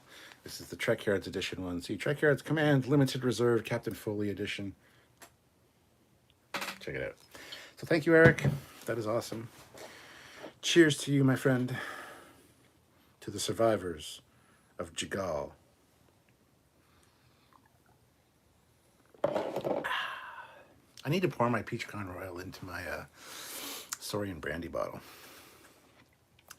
Shea Locomotive Productions. Anyone aged enough to remember McDonald's sign with Speedy? Sign will Speedy. I don't know what that means, Shay. Fleetpaw. You know what's stupid? Fans saying they're not watching the crossover episode because it's part animated and Star Trek isn't animated. So fucking dumb. Yeah. There was somebody that commented on one of our posts when we were doing the a live about it. He said, I love Strange New Worlds. It's the best new Trek. It's amazing. But this is an episode I will never watch and will skip when I get season 2 on Blu-ray. I will never watch this episode because Lower Decks is stupid. And I saw a legit post last night on Facebook on one of the Star Trek groups saying, is anybody else having problems playing episode 7 of Strange New Worlds? It keeps bringing up a Lower Decks episode. Like they legit thought that, and it's happened to me once or twice on Crave. You start an episode and it plays another episode for some reason. But they didn't clue in. I don't know. What can I say? People are stupid. I'm sorry, but it's true. So, anyway. All right. Zachary Gibbons. I don't like it more than the crossover, but I can agree to I don't like it more than crossover, but I can agree to disagree. I did, however, think this was a good episode. I don't mind the darkness, but then again, you're talking about a fan of the Blacklist. Cool. Pumpkin Spice, enough with real world stuff. Okay, sure. Joseph Barbato, remember what supersize shiz? Remember that supersize shiz? Yeah. Would you like that supersize? Well then, what was his name?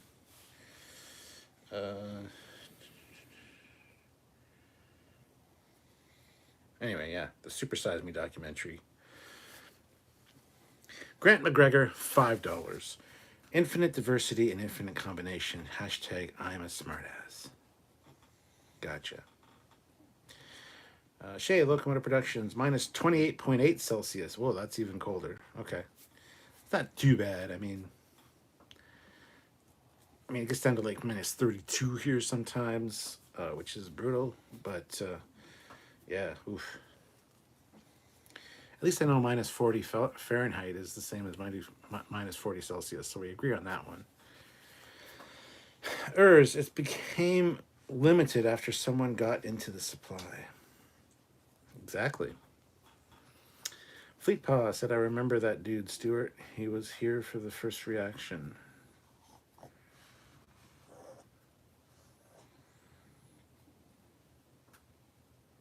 Was he really? Did he seriously come to the first reaction video? I don't remember that. I would have called him out. That's just silly. Oh well. Hypno Amber. Peeps who can't even watch the crossover episode live live sad lives. Oh well, more enjoyment for us. Can we say the animated series, right? Matthew DeFritas, this was the first Strange New World episode that actually makes you think. Sure.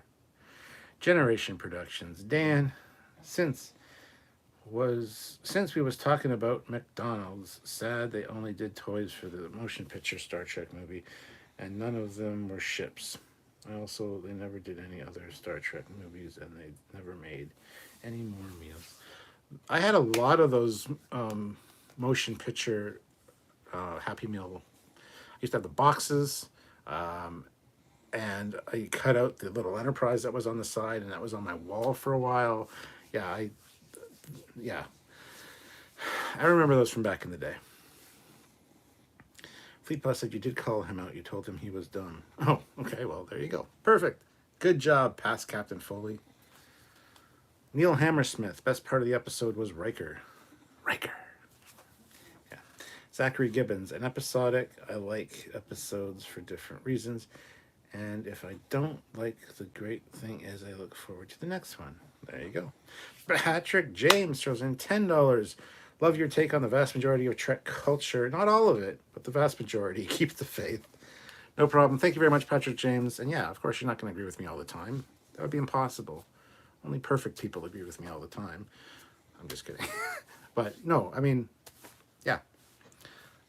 And sometimes I don't agree with myself. A lot of times I'll be like watching an older video and I'm like, seriously, I said that? Nah, my views have changed since then. So yeah, I get it. I get it. But thank you for the super chat. Much appreciated. That is awesome. You guys are all awesome. But thank you, Patrick James, for the $10 super chat. Thank you for watching. Shay Locomotive Productions. I was burning up more calories keeping me warm than I was eating in a double quarter pounder and fries and drink. Nice. Don't complain. That's good. Eric Martin. I love the live action Boimler as the actor nailed it with all the eccentric behavior. Yeah. Hypno Amber. I don't like DS9, but I've still watched it 3 times because it's Trek. Hypno Amber, I agree with you. Anything Trek, I will watch, even the 2009 films.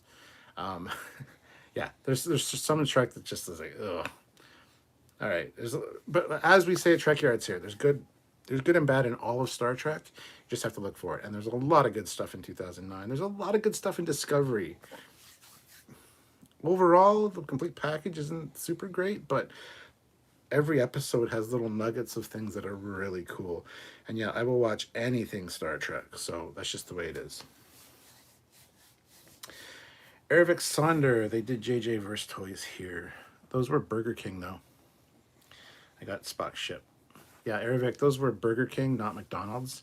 And yeah, I got those too. I've got the Enterprise, I got the shuttle, I've got all of the little figures, and they all make sounds. And I also got the glasses. They had glasses.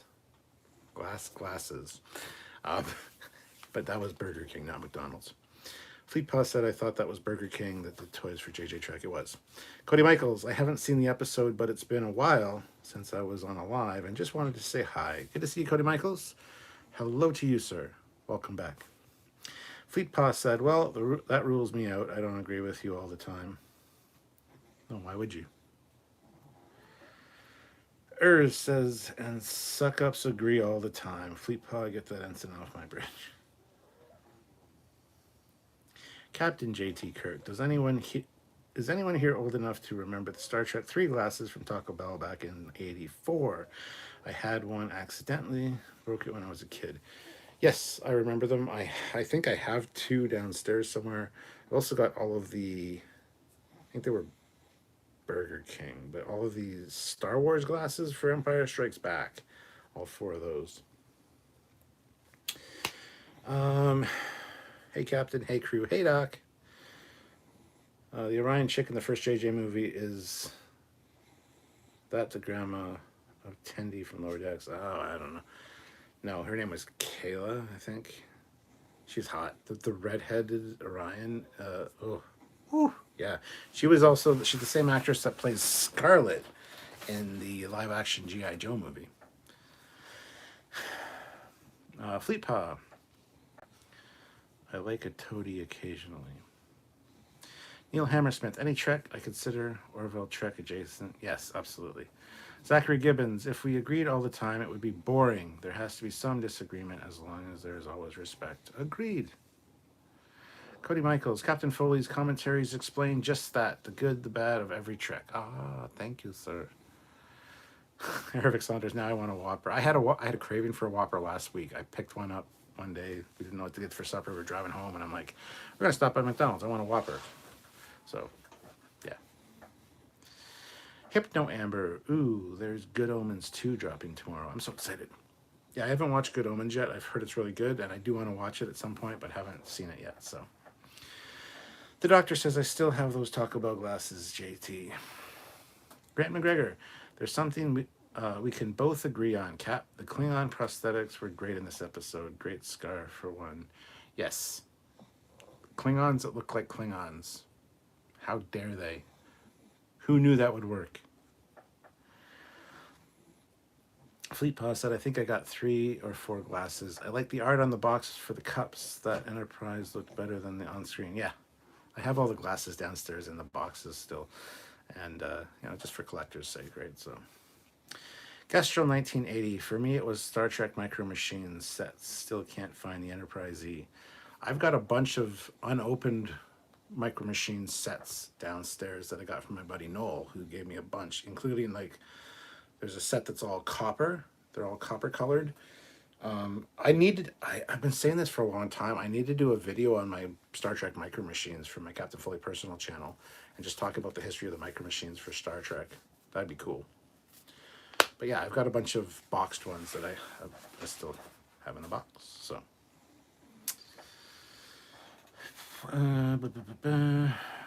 I sold the Batman Forever glasses from McDonald's. Remember those? Oh, I do. I have one in our corner cupboard downstairs. They were really thick and beefy, and they're all textured. I remember them. I have them. The kids used them when they were younger. Eric Martin, still working. 86 lines left for the stupid spreadsheet, so I'm listening to not go crazy here. Glad you're still listening, Eric. Hopefully work is over soon. Let's see, is there any way I can make you go crazy? Eric is awesome. Eric is awesome. Eric is awesome. Eric is awesome. Eric is awesome. Eric is awesome. That might just cheer you on. I don't know. I want to do something that would annoy you. I would get really close to the screen, but I don't think you're watching necessarily, so. She's Gaia. I forget her name. I can't pronounce it. There you go. Generation Productions. Thought Burger King did release toys for Star Trek. Also, I know KFC did Star Wars. Don't know if they did some Star Trek promotion, although there was a TOS KFC ad back in the day. Yes, there was, with actors that looked very good for TOS. Yeah, there was. And yeah, I think Taco Bell and KFC had Star Wars stuff for the Phantom Menace. My grandma has a Star Trek 3 glass from BK. LOL, I'm going to ask her for it. Yes, ask her for it. Like the Klingon's tattoo, looked good, yes. The good, the bad, the ugly, and Trek. TOS Klingons good, bad Disco, and ugly is even uglier, season 1 of Disco. Hypno Amber, what restaurant had the Star Wars glasses? We had some of those when I was a kid. I believe those are Burger King. I believe those are Burger King glasses for the Star Wars ones. I could be wrong, but I do have them downstairs. They're just packed away. They're in a safe spot right now, so yeah. Don't know for sure. I think they're Burger King, though. Dave Reels, Area 51. I love those Star Trek Micro Machines sets. Always looked forward to the new ones that showed up. Yeah, they had such variety, such cool ships as well. Dr. Rock Awesome, amazing episode. Yes, yes. The Doctor, what a great episode this week. Big emotional weight, puts Mbenga in a new light. Chapel 2, but Mbenga really shined in this one. The tension was crazy. A mirror of last week's craziness. Joseph says, oh my God, my brother and I found the rare box set 3 of Micro Machines that had the Enterprise E at a Star Trek convention, and it sells on eBay for crazy money, and the guy at the con wanted $50. Damn. Yeah. Fleetpaw, what a reminder for the Micro Machines, or want a reminder for the Micro Machines. Sure, at some point randomly. I've got the next few weeks of episodes for my Captain Foley personal channel kind of planned out. So they're ones I can do anytime. And actually, I have to dig some of them out. So, but yeah, I could use a reminder every once in a while. Project Achieva. I'm late. Is it food talk now? Oh yeah, it's been food talk for at least almost an hour. Maybe like only 40 minutes, but still. Dr. Rock Awesome. I think for first contact there was some Burger King toys. Yes. I believe so. The Doctor. I still have most of these Micro Machine ships too. Sir Dork. I feel like the baby of the group. I'm too young to remember most of these besides the '09 Trek stuff at Burger King. LOL. Don't worry. I'm glad you're a younger demographic, though. Thank you for watching a crazy old man yell at his phone for 2 hours. That's not my Star Trek. Get off my Star Trek. But thank you for watching, Sir Dork. We're all, well, most of us are pretty old here. Oh, my goodness. The Doctor, yeah, BK had the Star Wars, yes, Empire Strikes Back, and Return of the Jedi glasses. Joseph Barbato, yeah, I just found the Micro Machine set 3 on eBay with the Enterprise for $350. Ooh. Sir Dork, and I'm going to seem dumb here, but what are these Micro Machines? They're little starships that were made of plastic, and they were awesome. Look up Star Trek Micro Machines on Google. You'll see. Hypno Amber. I agree about the episode. It was all around good, but just not my cup of tea. Objectively, it was a good look at war, vets, and PTSD. I 100% agree with Hypno Amber on that. It's exactly my take as well. It's a good episode, just not my cup of tea, especially for Star Trek. Joseph Barbato, the version of the E on the Micro Machine is that early concept version like the Playmates toy. Oh, yeah, I have the Playmates, the early concept version of the Playmates one. So that's interesting. Cody Michaels, I have the Diamond Select Refit Enterprise and D. Got them for under $20 before they skyrocketed. Would never part with them. Cody, I've got a lot of the Diamond Select ships. I'm only missing like some exclusive ones, and I know Generation Productions on here. He's recently got a lot of the, if not all the exclusive ones. But yeah, they're really cool. I have my issues with them. I just released, that was this week's episode on the Captain Foley personal channel. Yesterday it was released. The battle damage Star Trek, well, it says Star Trek 2, but Star Trek 3 Enterprise with the damage on the hull. So I did a video for that, and yeah, there are a few. There's some I don't want. Like I don't want the Star Trek 3 exclusive one. I do have one up here, which is a San Diego Comic-Con exclusive one from Diamond Select, which is a really awesome one because it's the Enterprise C, the San Diego Comic-Con exclusive Enterprise C. The gold edition. They were going to be making the Enterprise C with sounds and lights, but they never got around to it. They were also supposed to be making a Reliant. Again, never happened. So, but that one is a San Diego Comic-Con exclusive, and I'm glad I got that. So, I'd have to do a video just on my Diamond Select ships at some point as well. But anyway.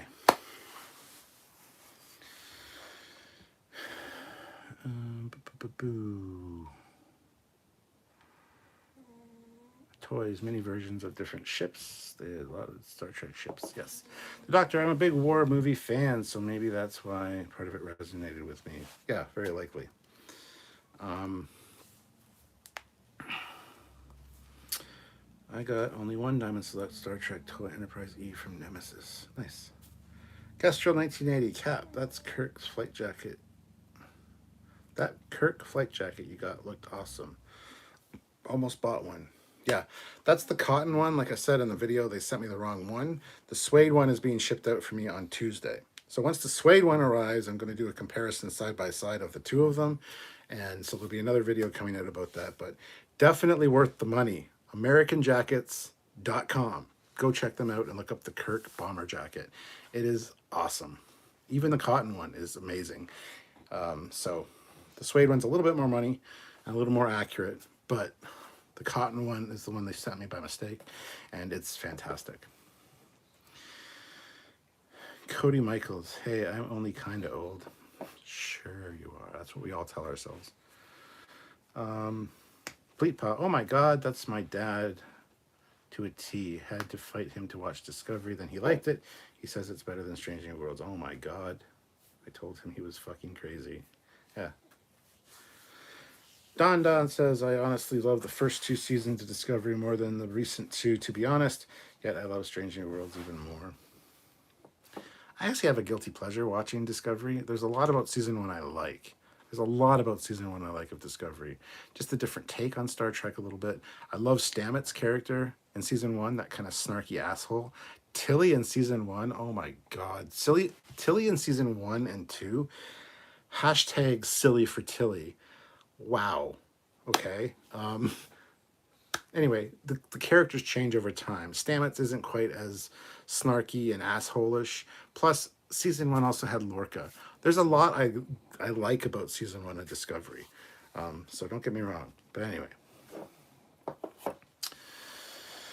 Joseph said, did you get the Enterprise B Diamond Select? I know, that's pretty rare. I don't have that, no. Hypno Amber.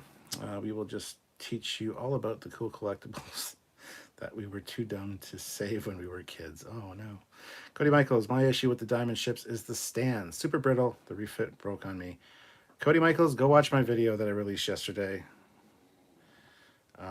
which Fleet Paw shared just under your comment there. Yeah, my refit one broke as well. My original refit, it's the ball joint broke right off in the thing. Way too... They fixed it. They used a peg later. It was still on a ball joint, but the peg that goes into the ship is better. The ball joint's still kind of sticky and or loose in some instances. So yeah, totally on board with you on that one. Hypno Amber, now we pay too much money for those same collectibles, and damn, we should have known better. Exactly. The sea looks awesome. Thank you.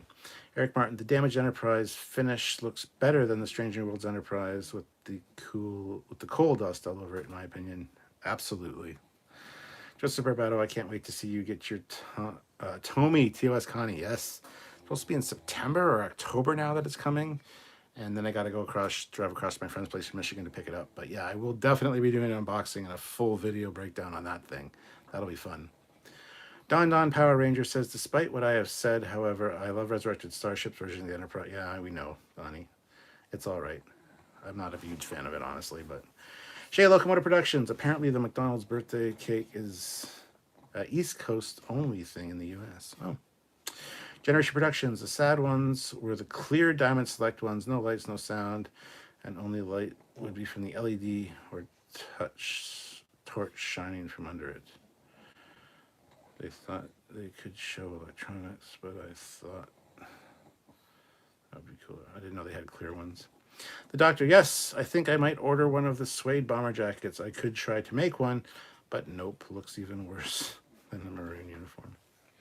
Fleet Paw said, to be fair, he also thinks Picard seasons 1 and 2 are good. He won't watch Lower Decks. More Prodigy. More Prodigy with the 10-meter pool. Oh, your dad? Oh my God. Please disown your dad, your father.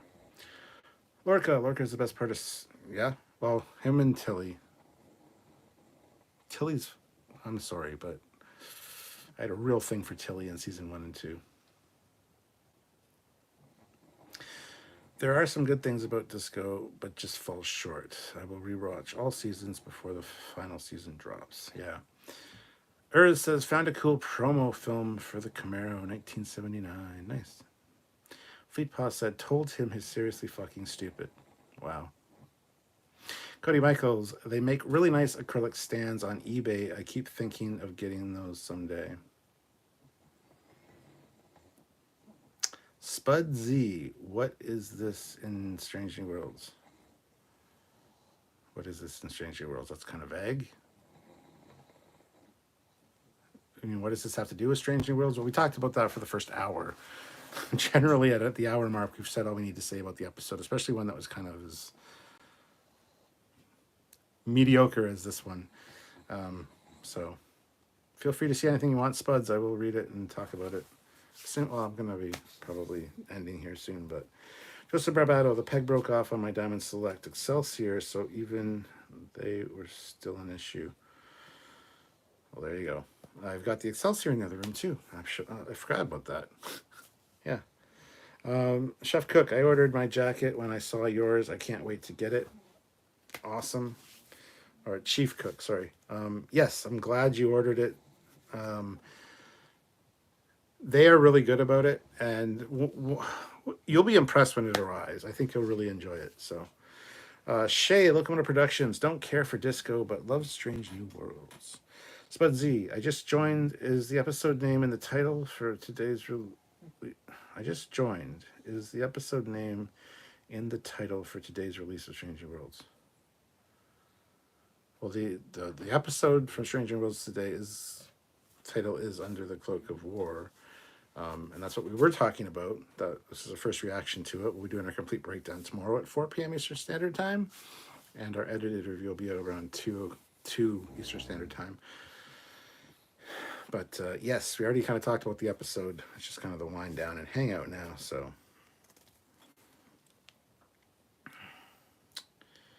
but yeah.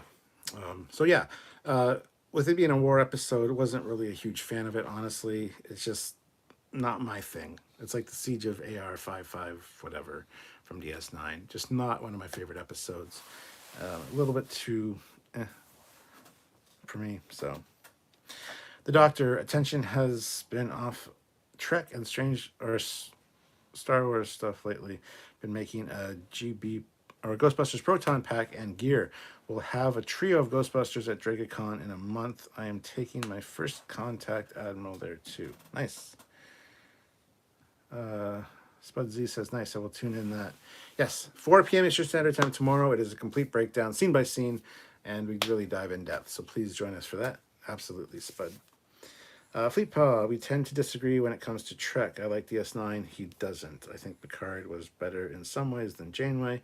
He loves Janeway more than Picard. He likes the Enterprise D. I prefer the E. Sounds like he's just being a contrarian just to piss you off. He's playing devil's advocate, I think. You think he's fucking with you. Cody Michaels, I like Strange New Worlds for the most part. I don't like how some of them talk on the bridge. Stuff that would never fly in classic Trek. Just being catty on the bridge. Generation Production says, well, to be said, collecting Diamond Select, Eagle Moss, and the Micro Machine Star Trek ships is addictive, though. Yes. Chief Cook says, I will let you know when I get it, Captain. I will tell Salty Trek he will listen to me. He will not listen to me. Oh, no. Well, if he doesn't listen to you, just tell him that Captain Foley said to just send him my way, and I'll set him straight. Fleet Paw, he loves the F. I wish it was destroyed in Picard's season 3. The only thing he can agree on is that Star Trek 2, 3, and 4 are awesome movies. Wow. Sir Dork said, I just looked up those Micro Machines. I might have to start up a collection. Oh, shit. We just ruined Sir Dork. Oh, my God. We've just created a monster. Once you start collecting them, they're like fucking Lay's chips. Once you've had one, you can't stop at one. You need more. Yeah, Micro Machines were awesome back in the day, and there were so many of them. And it wasn't just Star Trek. Like, they had cars and everything. They had the Micro Machine Man. Okay, Sir Dork, look up on Google, look up Micro Machine Man commercial. It's, forget the guy's name, something Machita, but he talks really fast. And he actually is the voice of Blur in the Transformers movie, the Transformers animated movie back in '85. Wow, what a rabbit hole we just jumped down. But yeah, they did cars, they did all kinds of vehicles, and they got into Star Trek stuff. And the Star Trek Micro Machines are very cool. They also have like micro play sets, which is like a larger ship that like folds out and has different rooms in the ship and little figures. It's like Polly Pocket, but Star Trek style. So you need a warehouse to store them all, yeah. Cody says, I have too many collections. I can't afford to take on more. Right? I feel that pain. Hypno Amber. Oh no, we're tainting the youth to buy more cool Trek stuff. John Machita. Thank you. Don Power Ranger comes to save the day with John Machita. Yes, he is the very fast-talking guy. Smart Smears. Pretty much all my Trek ships are micro machines. I'd have a lot. I do have a Hot Wheels USS Vengeance though. Oh yes, yes. I don't have that one. Um, yeah. Anyway, remember the Star Trek Inner Space play sets? Yeah, I was just talking about those. We had the Enterprise D and the Hoof. I also have a bunch of those. I've got the Deridex, I've got the Enterprise D, I've got the medical tricorder, I've got there's a Klingon one.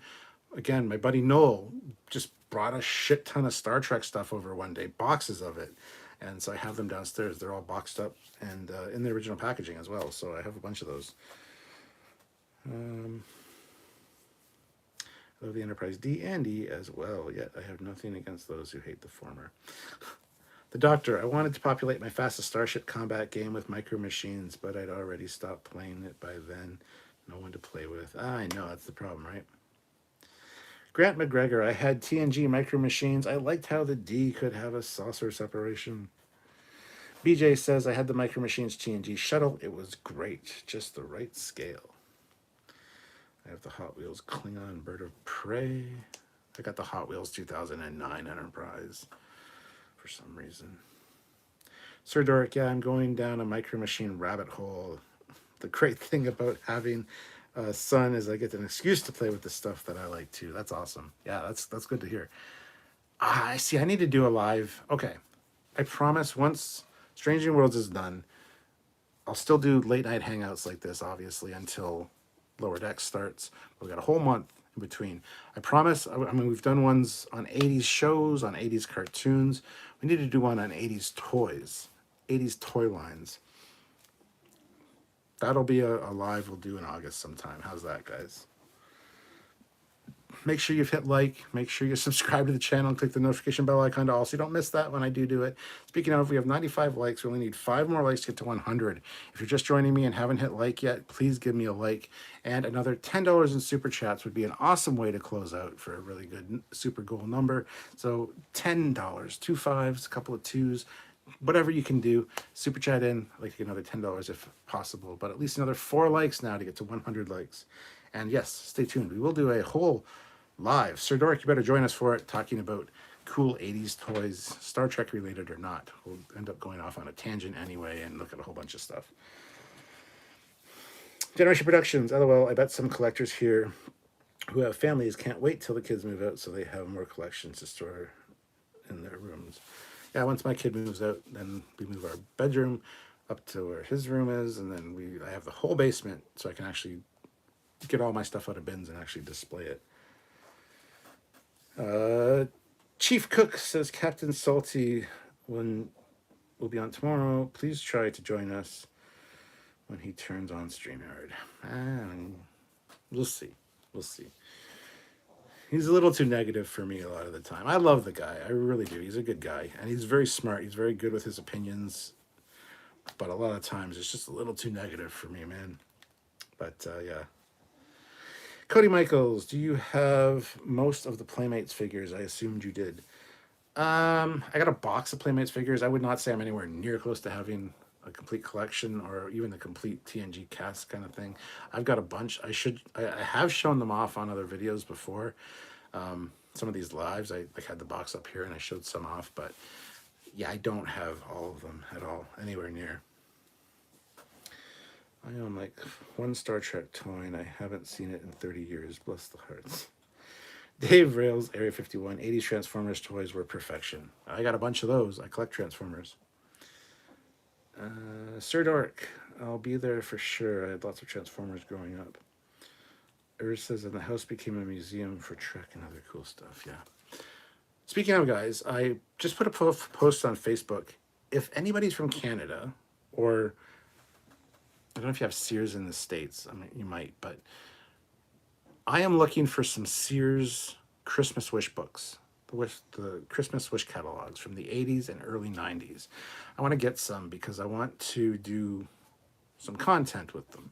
But I mean, you can find them on eBay. There's sometimes $50-$60 to get one of these catalogs. I'm looking for anybody that might have them that would be interested in maybe selling them for a decent price. I would like to pick some up. So any Sears Christmas wish books from the 80s or early 90s. I'd be really interested in seeing what you guys have and if there's anything you want to get rid of in that regard. So by all means, if you're able to, either send me a private message on Facebook or email me at trekyards@hotmail.com if you have any Sears wish books, specifically Christmas wish books from the 80s and early 90s, like up to like even to 2000. So the 80s and 90s. I would love to get my hands on some for some content for the Captain Fly personal channel. So if you have any and you're looking to sell them or gift them to me, by all means, please let me know. I would be forever thankful. So Fleet Paw throws in $10. Give me half a shot. Tell Frank he's dumb for not liking animated Shrek and that the Enterprise E is superior to the Enterprise F. Well, there's my shot.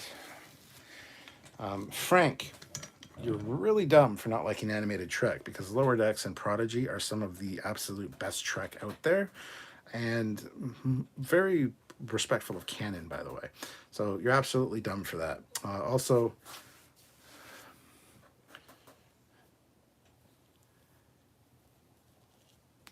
I'm thinking, hold on. The Enterprise C is far superior to the Enterprise E or the F. I'm not the biggest fan of the Enterprise E, honestly. Cheers. The F we never really got a chance to be with unless it's in Star Trek Online. And it's pretty cool, honestly. So the E's all right, but looks really ugly from certain angles. The Enterprise C, though, the Ambassador class, that's where it's at. And not the Probert version. The Probert version's cool, but the Rick Sternbach version is the one. So anyway, cheers. G1, baby. My brother still has most of the G1 Transformers in storage. Need to get those out someday. Ready Room Tour with the cat. Ooh, that's an oldie. Good call. Sears is gone in the States. It's gone here too. The Doctor. I'll check and see if my parents have any old Sears catalogs. I know we used to get them all the time. Please do. Damn. Dr. Mbenga slaughtered that Klingon in cold blood. Sure. Check next to the toilet. Haha. The Doctor. He did Daniel's heavy episode. Cody Michaels. I have the first wave of TNG figures, the first wave of DS9, and the TOS box set. I have the TOS box set signed by Nichelle Nichols. She signed the back of the TOS Playmates box set that I have with the bridge and the captain's chair. She signed the back of that. So, again, that was from Noel. He brought a bunch of Star Trek collectibles over one day to just give to me. So, Chief Cook says, Captain, it's time for spinning. It's time for spinning. Stop acting stupid and let Eagle Moss to make his Spencer class to life. Oh, fucking Spenny and that piece of shit that is your avatar. Yeah, no. That guy's fucking insane. We were going to do it like 7 fucking years ago, 6 years ago. We were going to have him on Trekyards. We were talking to him. He wanted to do a Trekyards original with his ship. And he was so insane. He threatened to kill me. He was insulting Trekyards viewers, calling them names whenever they didn't agree with him. Yeah. And then he sent us this stupid fucking email. You do not have permission to show my design of my ship on your channel. But not that it matters because it's in the public domain. He can't fucking say that regardless. But we don't want to. We don't give a shit. Spenny is a fucking insane asshole. And nah, we don't talk about Spenny on this channel. But I have noticed that your avatar is his piece of shit ship. And yeah, sorry for insulting him if you like him, but guy's fucking insane and off his rocker, and he needs some fucking mental help. He is a danger to himself and others. The threats that he was slinging around back at us back in the day and to our followers on Trekyards, no, sir. Absolutely. Mystic Spenny is fucking insane and not talked about on this channel, except for when he's brought up. And I will go back into the story and tell you how fucking insane he is and the reason that we don't talk about his piece of shit ship. Because he asked us not to, and he will sue us if we talk about it or show it on our channel. It's not how that works, my friend. It's out in the public domain. I can fucking show it on any fucking live I want to. Anyway, don't get me started. That guy's nuts. He's got some severe mental fucking deficiencies and problems. He needs help. Anyway, sorry. I used to work at Sears till they closed. It was a mess. Yeah. Yep, November. Does anyone know if they ever had Trek bed sheets? I bet if I could find some holy ones, I could make them into bags to sell. I don't know. I don't think so. Don says, I have nothing against Spenny. To be honest, I love his Enterprise A the same way I love the actual one. Well, good for you. Cody Michaels. Then I worked at Bed and Beyond, and they closed. I'm bad luck. Yeah. Fleet Paw said, Mystic Spenny, oh my, that's a fucking tale and a half. Yeah. Off the deep end, Mr. Scott. Yeah. I know you're right. I don't have anything against you either, Kat. Well, thank you, Don. I appreciate that. I would hope not. I'm sure a lot of people have shit against me. I really don't give a shit. You like me or you don't. Shows how much I miss the Rant Alerts. You know, I haven't made a Rant Alert video in a long time. That was going to be an ongoing series on the Captain Foley personal channel, and I only did a few of them and then never did any more because a lot of them just seem petty to me almost, and it's like complaining and griping. Plus, a lot of the comments were, oh, you're such a man-child complaining about something, though. So I kind of just stopped the Rant Alert series, but I do have a list of Rant Alert topics. It just, a lot of them seem very kind of just not important. But anyway, maybe at some point I will. Fleet Paw Swiftback, I think Mystic was what, just before I came on board, right? Probably a year and a half before you came on board, quite a while. I love the Rant Alert series. Well, I'll do more if I get. I've been considering doing some more. I need to be in the mood to rant. So the one on YouTube was good, and PlayStation. Yeah, YouTube and the PlayStation one were good. The PlayStation one I kind of feel bad for because I really love my PS5 now. So I kind of feel bad. I was just thinking the other day how awesome the PS5 was because on the Captain Foley personal channel, I just reskinned it, which sounds awful, but I rebranded it with D-brand stuff. So it's got like it's leather and black now instead of all white. And it looks fucking great. So I got a video where I did that to the PlayStation. And right after I did that, I'm like, oh, I really like the PlayStation now. Like I use it all the time and some great games. There's still things that annoy me about it, but I thought back to that video. It was like PS5, more like BS lies. That's funny, you see. Anyway, that was the title of the episode. And yeah, I feel bad for it because I think a lot of it was kind of complaining and bitchy. But that's just because I was butthurt at the time because it didn't live up to what they promised. So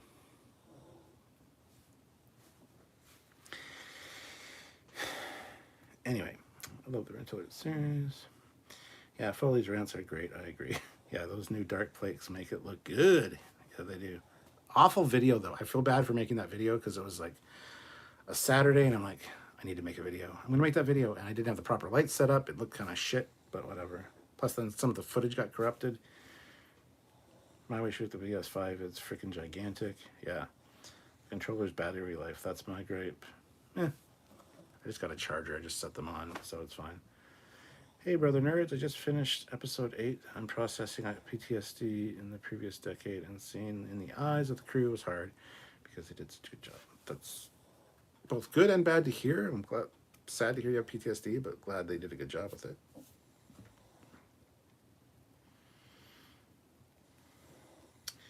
I wonder what the most expensive Star Trek collectible is. Well, there's forget the name of the company. There's a lot of people that worked at Master Replicas that created a new company.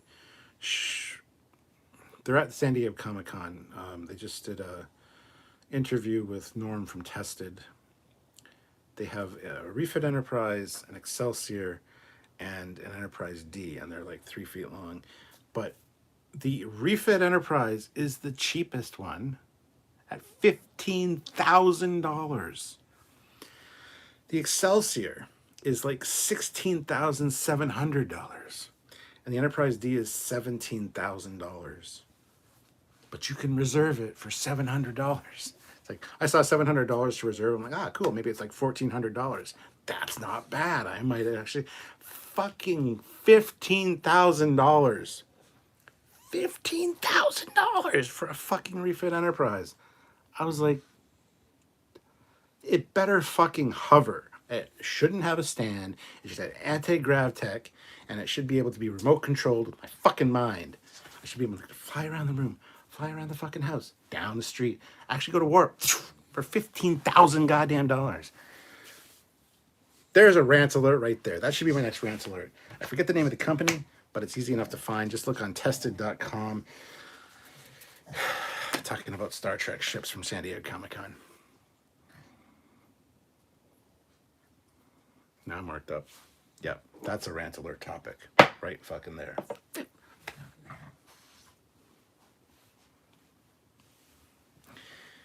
Anyhow, I remember you did a rant short on the stop lines and speed bumps while you were driving. Not while I was driving. I stopped and pulled over. Oh yeah, that was a rant alert mini, which is not really in the rant alert series, but yeah, fucking speed bumps, right? Here, at least in a school zone, let's say the school zone's 40 kilometers an hour. Cool. They've got 3 speed bumps, spaced far apart. The speed bumps have a little white arrow on them, which means they're designed for the speed limit. So you hit them at 40, it's like a boom, boom. Don't notice it. Hit any slower, it's like boom, boom, boom, boom. Hit them any faster, it's like it's like really bad. They're designed to do the speed limit. So if the speed limit's 40, you drive over them at fucking 40, you hardly notice they're there. But all these fucking dipshits in front of me slow right down to like 10 kilometers an hour. And it's like boom, boom, boom, boom, as you go over. It's like, get the fuck out of my way. If they got a white arrow on them, they're designed for the fucking speed limit.